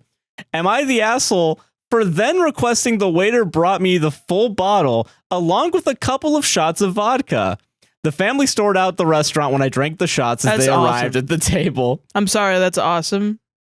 You got Alcohol you is do. bad for you. Alcohol is bad for you. But that's awesome. But if someone says women can't drink wine, I will This fight is- for your right this to is drink wine as The a woman. only instance where you can be like, hey kids, here's a bunch of watch me do a bunch of shots of vodka. Hey kids, look at how cool this Can you is. imagine I'm a woman. You're alone on vacation. You're just trying to fucking When vibe. it's like little Timmy's 5th birthday or something. This is the Yeah. only instance where you're not the asshole is Yeah. when someone's picked a fight with you for no reason. Literally no reason other than some weird self-made rule. I mean, who cares? Who knew they were judgy in Spain as well? I didn't know. Maybe yeah. they're also tourists or something. Yeah. Because it sounds like tourist behavior where they just are making shit up to Maybe make shit up. this is statesist, but they're from Utah, actually. They're from Ohio. Ohio. That's Yeah. the one. We made fun of Idaho a couple of episodes back, and I've never seen comments that broke my spirit more. Like we mentioned that, like we were like, yeah, Idaho doesn't exist, ha ha ha, because that's a meme. And then people were like, I was gonna say fuck you for saying that shit about Idaho, but I get it. And I was like, damn. Now I'm like, Idaho, you're in my heart. Like I love you, Idaho. Fuck Ohio, Sorry, though. That's where Idaho. the Paul brothers are from. So fuck, not Idaho. Did I say Idaho again? No. Ohio? Ohio. Ohio, you have work to do. You have work to do, Ohio. Yeah, I don't like. Why can't a woman drink alcohol? I don't get it. By herself, that fucking slut. What a whore! What a whore! I bet she's incredibly unwed. young. She'll have a child out of wedlock at this rate. What if it's all a misunderstanding and the waiter came over and was like, "Oh, this child shouldn't have wine," and threw it away, and then just pinned it on the people? Like actually, this family's fucking crazy. I would never get away your wine. Because like imagine you left the wine and you go to the bathroom and the waiter comes over and just is like, "Oh, dude, the child shouldn't have wine." You know, like people can go to jail if like they think you're underage drinking fucking wine. Yeah, like you that's shouldn't- crazy you to shouldn't lie about that. about other people being underage. Hey, that person's like for sure 14 and like totally is sipping alcohol from her parents' glass. You got to take that shit away. They're being a bad Also, parent. like, do they not do that in Spain? I don't know why I thought that. Maybe because I'm Italian and I grew, and maybe this is also not true in Italy either. Yeah. But I grew up and my parents would be like, "Ooh, in Italy they let the children have wine." You know, I've heard that in so many, like for different places. Where I don't it's know like, if it happens in Spain. Well, I know because I know like it's also kind of an American thing where it's like, you know, you turn 14 or 15, you can have a glass of wine with dinner, you know? Like Well, I've heard that shit before. I know in Mexico, I met somebody from Mexico. I don't know if it's true anymore, but when I was in school, we had a exchange student, someone from Mexico, and she was like, she had been drinking wine. Ah, okay. Not wine, but like beer and like getting drunk at parties. Yeah. Since she was 14. Oh, God. Dude, I fucking went to, when I was still friends with people from high school, I went to an 18, like someone was turning, I think, 18 or 19, one of the two. Somehow they had fucking alcohol there, man. And I was like, what the... Okay, and I mean it was wine, I guess, but also like, what the fuck is going on, dude? No, yeah. Where's the water for me? I would like what? Yeah, I mean, I will say, like, as much as I'm pro alcohol on here because you're so anti-alcohol. Yeah, there needs to be a balance. I get it. That's the reason I am. We don't really drink alcohol that often. I don't really care when people drink in moderation. I think do what you got to do to stay alive, man. Yeah, but I think for both, though, I do think once you start impeding on other people, that's when I start getting pissed off. And that's why I guess I picked this one is because these are some fucking teetotalers, whatever they're called. Teetotalers? Teetotalers. I don't know. Taylor Swift's coming in and Taylor Swift.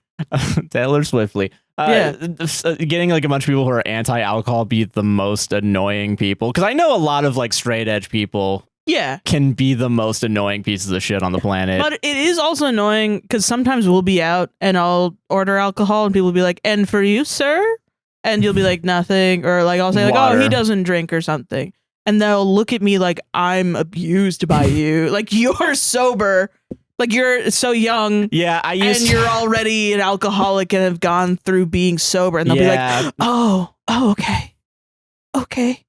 Oh my God. And I'm like, that's fucking annoying. No, also, he just doesn't fucking want to drink. Chill. Also, I gotta fucking drive. Why do you want to? That's the other thing. Well, you guys don't want to get in a car accident later and fucking weirdos. Yeah, kill an innocent person for being completely irresponsible and break the law. Stupid, man. That's the norm. Apparently. Well, you guys are weird. But no, I do think that's annoying. And it's gotta be super annoying to be like, God damn it, I'm 12. Yeah. It shouldn't already be weird that I'm not drinking alcohol. Yeah. I'm gonna have to live with that for the rest of my life. Now's the kid time. I should be able to drink water and have fun. Yeah. Just fucking stop bullying me. Yeah. That's gotta be shitty. Oh no, yeah, man. Yeah. I don't know, man. Just let people fucking enjoy their vacations, man. Also, don't go out to a fucking club if you're gonna bring a bunch of kids. Well, a restaurant, just like a. Oh. Yeah, it's like a. It's a. Well, it looks don't fucking go there if you have restrictions. Like, don't put me next to women drinking wine. Yeah, I guess club style sitting is what it is. Well, yeah, don't go there. Yeah. My answer's the same. Okay, sorry, gotcha. Yeah. I thought you meant like a nightclub for some fucking No, reason. That's what I thought first. I thought it was like a night, like they were going to like a, because we've been there at like comedy clubs or something, and that's the same thing. Oh God, yeah. And it is like kind of like, oh, what's everybody drinking? It's a little awkward. And then I say Pepsi, and then they're like, everybody rolls their eyes and they point at Josh and they go, nerd. And they call me slurs. Nerd. Yeah. Yeah.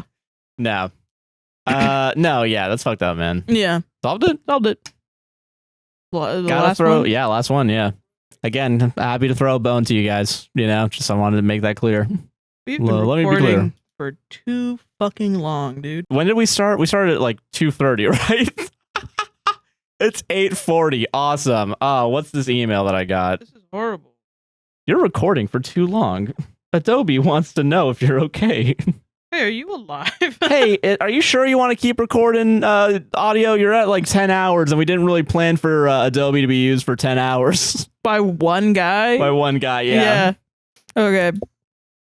Much like we have YouTube partners, I have an Adobe partner that just monitors all my Adobe stuff. Yeah, sorry. Stop using all the bandwidth. My 21 female boyfriend, 25 male, is going on a week-long trip to Italy. How do I not resent him? This is the most... Babe, I'm not gonna cheat. Babe, no. Okay. Babe, I'm not gonna cheat. No, babe. While you're like literally cheating right now.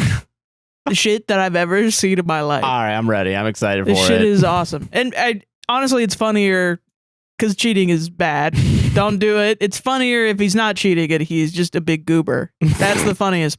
He's just a Larry David. Yeah, like. Yeah. So my BF of 2 years, along with 7 of his coworkers, got invited by his work to go on a 1-week trip to Italy. Everything is completely paid for. Meals, flights, excursions. They are renting a private yacht. They're staying on a mansion on the beach. Literally a trip of a lifetime, and he didn't have to pay a dime. World's most expensive pizza party. Sorry, continue. I know, a bunch of ice cream. And he told me there's going to be swimsuit models there. When he first told me, I was honest. When he first told me, honestly, I was anxious because 7 months ago, he had previously did something to break my trust, and we were trying to build back. Come about a week away from his trip to Italy, I found out that he had an option to bring a +1 Expenses all completely paid for as well. Literally all the other guys who were going invited their girlfriend / wife. So this one guy, oh God, oh my God. I was the only one left out. That completely changed how I felt. Reasonable. That's fair. Yeah. It wasn't just a work trip anymore. It felt very personal and left me wondering why he didn't want to invite me while all the other men had no problem bringing girlfriends along. Yeah, are also all the other 7 guys complicit in the guy cheating? Because I feel like at some point they'd be like, why don't you fucking bring your girlfriend? Yeah, like That's what's going on? What I Yeah. always think with shit like this. Why wouldn't someone step up and be like, hey, it's weird that you're not bringing your girlfriend? There's 14 other people on this trip that are going to be monitoring your ass 20. You don't think it's going to get back to him? To her? The way that people in America are friends with each other is not the way everybody else in the world is friends with each other. Nice, like, yeah. We really don't be giving a shit about each other's lives to like, hey man, is your morality in check? No, they're just like, whatever, you're going to bring some random woman on your trip? Yeah. Okay, whatever. Like he isn't going to do that. I'm going to instead get a high-class prostitute that would have been the same cost of going to Italy by myself. What is this, the menu? Okay, when I... Okay. All right. When I brought it up, he said he didn't know it would mean that much to me. A trip to... What? Fucking anywhere that's not here. I would 100% jump on a plane and go. If it's free, it's free. It's free. Common sense is fast, but he is faster. It's free. Yeah. I would kill for something, anything for free. A pack of gum. I don't care. Tell me who. Tell me fucking who. All right, I'll do it. No, you wouldn't. As long as it's spearmint. Okay. The other ones, fuck that. But we're delirious. And he brought it up. When I brought it up, he said he didn't know it would mean that much to me, and he views it as a quote unquote networking. Yeah, sure, bud. Dude, she net on my work till I'm ing. You're going to a mansion. You're going to a mansion. Networking all up in her guts. What networking has ever happened in a mansion that's not an eyes wide shut party? Babe, eyes wide. Babe, come over. I'm fucking network. Let's network. Networking and making connections trip. He'll be making some connections. With his penis and her vagoo, yeah.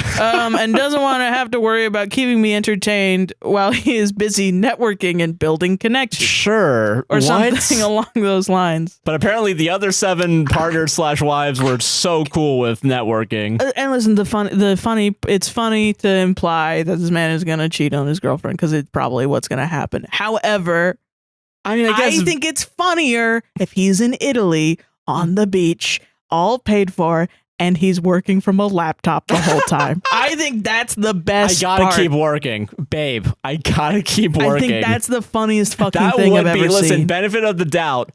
There's like a 0.5% chance that happens. Is he a crypto guy? Is he trading penny stocks? That's what he's fucking doing. He doesn't have time. Motherfucker, yeah. He told me I would basically just be sitting in our room the whole time. Why? At least I'd be sitting in our room in a huge mansion on the beach and private yacht getting fed pasta every night. Instead, I'm just sitting at the house. Yeah. I feel so hurt and excluded. And now he is living his life across the world with him and a bunch of other happy couples while I'm at home trying not to spiral. Babe, it's not other happy couples. He's in one. It's just not with you. I'm sorry. You need to break up, yeah. Yeah, I honestly feel a lot of resentment building. He knew I was anxious of him going because of him previously breaking my trust, and he knew he had the option to invite me, but didn't. He said he, quote-unquote, never considered how I'd feel and was thinking of it from a different perspective. Like, that's better. Yeah. Just as if that's a better thing. Yeah, I just never fucking thought about it from your perspective, and I'm not going to. Bye-bye. I'm in Italy now, fucking somebody else. Yeah. Outside of him breaking my trust, we have an incredible relationship. It sounds like it. We never fight. He pays for all my school / bills, anything I want. Most importantly, he is my best friend, and I don't want to destroy what we have. You're not doing that. Yeah, he is. For sure, he is. My question is, am I being over emotional? No. No. Or you're under. Under, yeah. You're under being emotional about this. You gotta do a Yellow Jackets. You gotta cheat.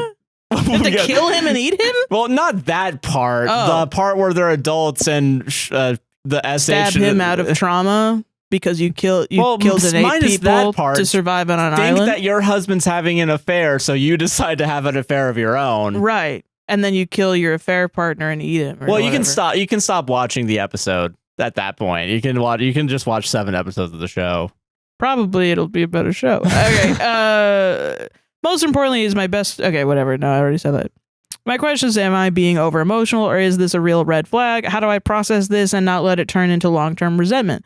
Too long, didn't read. My boyfriend of 2 years is going on a 2-week work trip to Italy along with 7 of his coworkers, all of who brought their girlfriend/wife. I was the only one left out. Now I feel hurt, excluded, and unsure of how not to resent him. 2 weeks is crazy, man.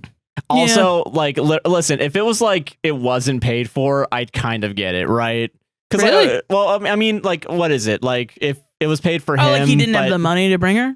Yeah, like if he didn't have the money to bring her and like, because I think there's times when like as a couple, you can understand one person going away, not necessarily for a vacation. I'm thinking in work terms right now because I can't stop working. Right. But like say like if one of us got invited to VidCon or if I got to like invited to TwitchCon for some fucking reason. Yeah. Like one of us, and it's like only you can come, Josh, because you're not technically married to Sarah. Well, this is my thing too. And this is like, I really don't feel any if you cheat on me, I don't know why I don't feel any shame, like because you're not the I'm one. not the one that did the thing, the moral crime. Like I'm the one that was loyal the whole time, so I don't feel bad. You know, I don't know why people think like, oh, do I look like a fool? And it's like, I don't think I'm not thinking of you as a like fool. Stabbed, do you blame yourself for getting stabbed? No one you shouldn't blame you like you knew better or something. No. Yeah. You know, I know. should have been always wearing an anti-stab proof vest at 24/7. Oh my God. No one, nobody should think that about you. And if they do, they're a bad person. Right. Yeah. So like, in our relationship, you could go to VidCon and just fuck a bunch of bitches, and I find out 20 years later, I'll be like, okay, then we're not together anymore. Loser. You lost it. Oopsie poopsies. There goes our whole operation. Just because you are a dog, you know, like fuck off. No, yeah. So I'm perfectly fine with letting you go by yourself. No, like, yeah. For some reason, these ones, they always end up with people being like, never let your I think that's person out of your sight. And that's a little crazy too far. Yeah. No, man. Because I think, you should have some level of trust. But if your trust is already broken, I would just be upset that you're not here because I'd be sad and alone. No, I get that. Yeah. Yeah. And like that's the other thing too, because that's what's mind boggling to me is that it was all expenses paid and why would for you and your partner. Yeah. Why would you not want to be with them? That's the for 2 weeks in Italy, both of you eating pasta, living in a mansion. On the beach? Even if you're working on the fucking yacht? Beach, you're on the goddamn beach. Yeah, you're still on the beach together. You're just on a laptop or something. Whatever. I really think it just means he wants somebody else there. Yeah. Instead. And that's maybe why his friends are like, hey, make sure to bring your girlfriend. Is because maybe they know that she's not his girlfriend. You know what I mean? Jesus, man. And that's also what sucks too is like he like pays for everything, like, you know, and like spoils. And that's like kind of like, I don't want to immediately give malicious intent, but it does seem like having control. Yeah. Yeah. And what's funny is people will hear that and be like, oh, you're a gold digger anyway. So like the shitty. He's choosing to do it. What are you talking about? That's what I mean. Yeah. No, I'm not saying she's a gold digger. Yeah. I would not ever say that. That's a crazy I know implication. Yeah. But people will see that, and I wonder. In my mind, I'm like, if this is fake, there's some nuggets in there for the MRA motherfuckers. Oh, yeah. To be like, but you should just take it because blah, blah, blah, blah, blah, blah. The people that want to be what's his face? Andrew Tate. Yeah, Andrew Tate. That's like, he can cheat on you all you want because he pays for you. Blah, blah, blah, that don't have a completely warped.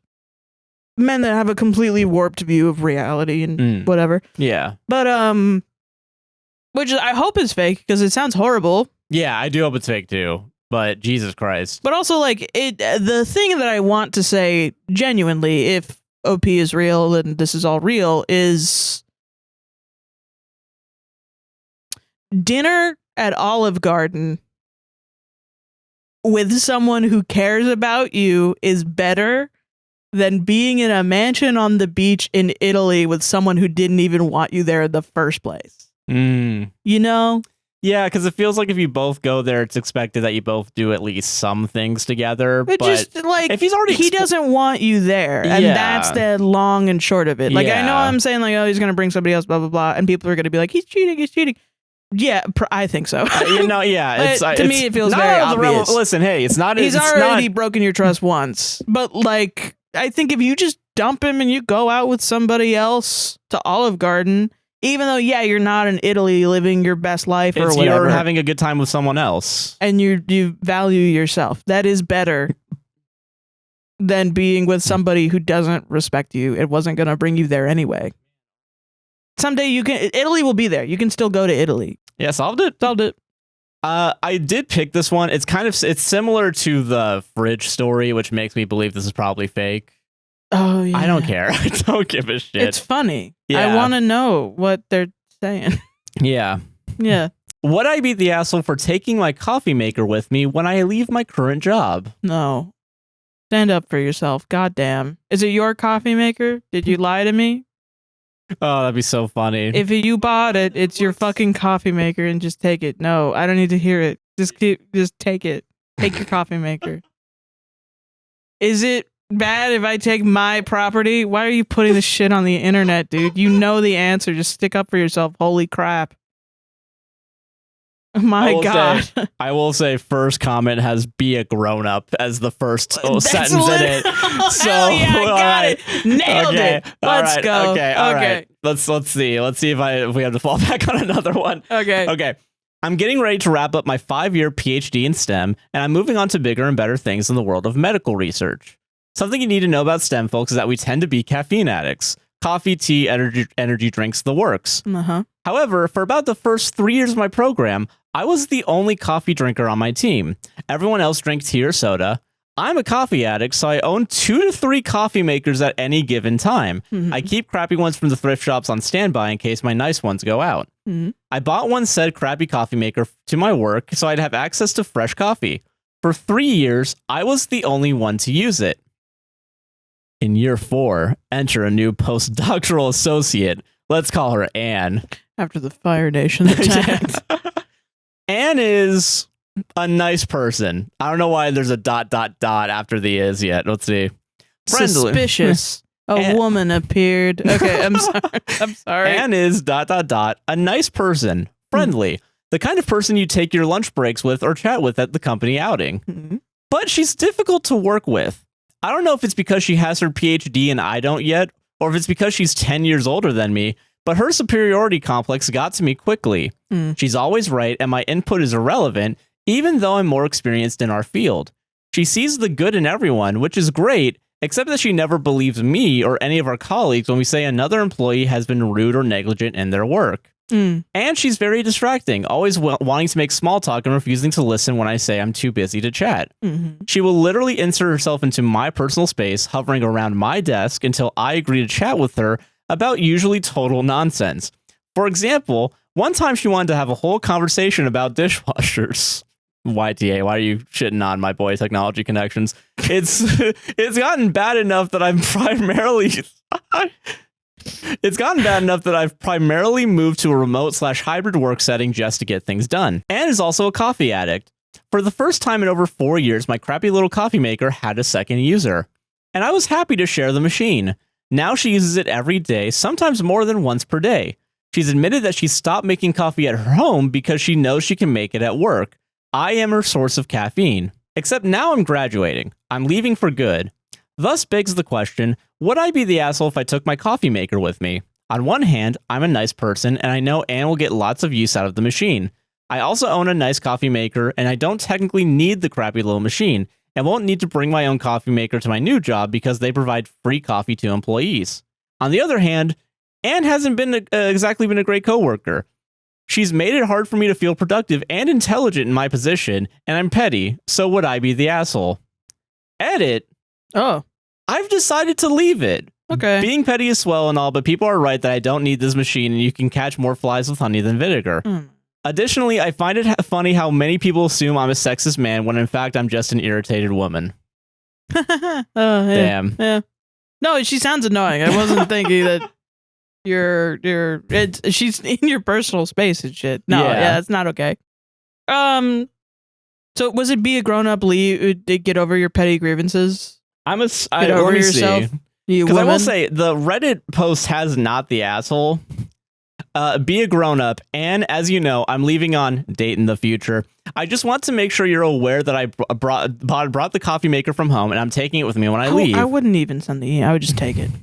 It's yours. Done, fair notice, and she can get her own for $20 to $30, or obviously more. There's nothing wrong with you privately gloating about the fact that she's going to have to use her big PhD energy and big PhD bucks to buy her own. That's your business. Yeah, that's not. Yeah, who cares? Literally, who cares? That's my whole thing. You're in a relatively small field. One never knows where your career and hers may cross paths down the road. Yeah, I mean,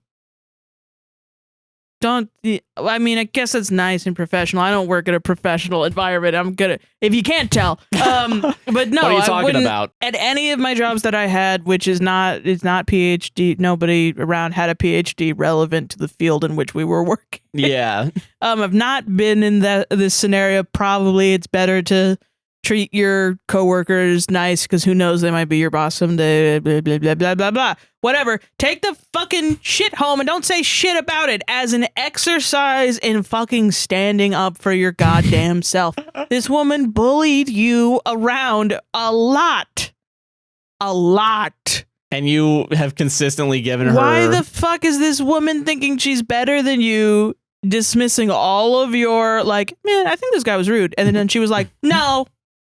Everyone's nice here, actually. You know, I use only your coffee. Hey, I'm just going to sit on your lap and use your coffee maker and deny all of your lived experiences.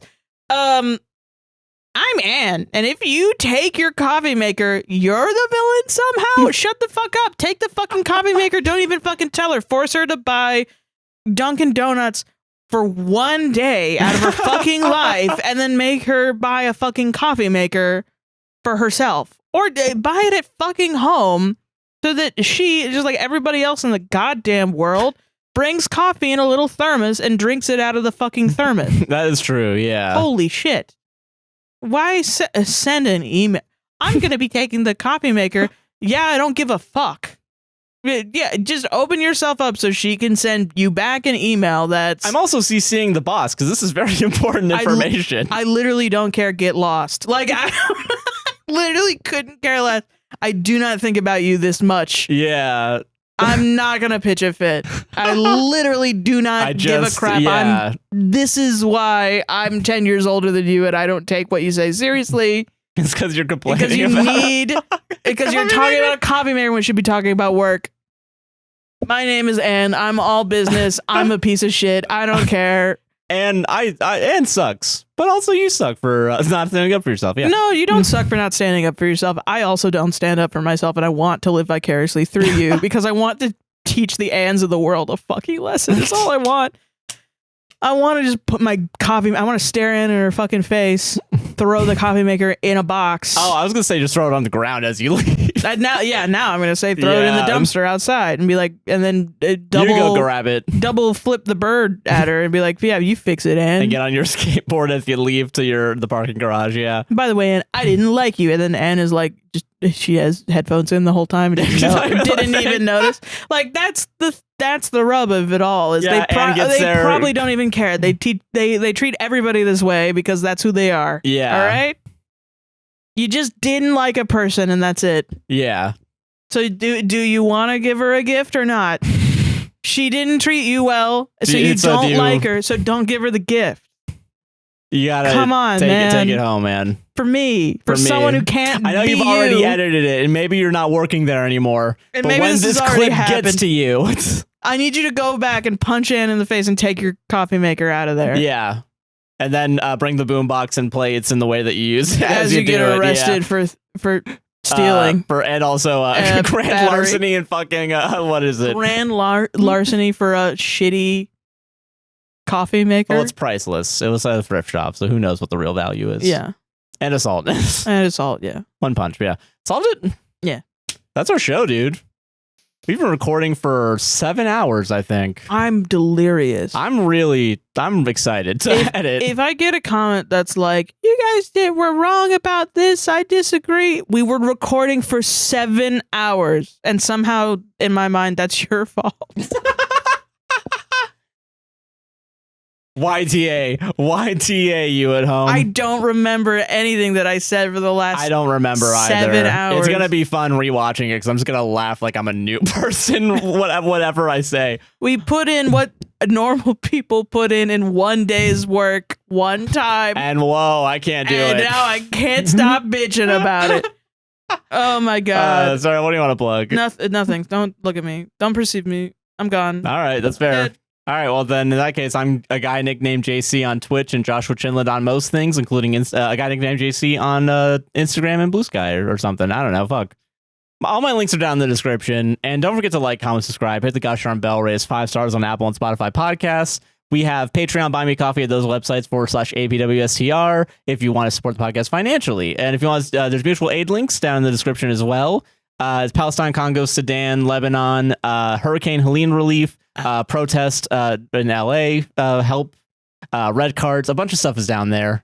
Go check it out. That's good stuff. I hope you enjoyed this episode. I hope it was good. I'm having a real regret right now. Having so much regret for the shit that I've said. I don't remember shit. I don't think you've said anything that bad. I think you're fine. I don't remember fuck dick about this episode, man. I don't remember shit. That's fair. What the hell did I say? Have a good one, guys. Take it easy. Oh my God. Bye.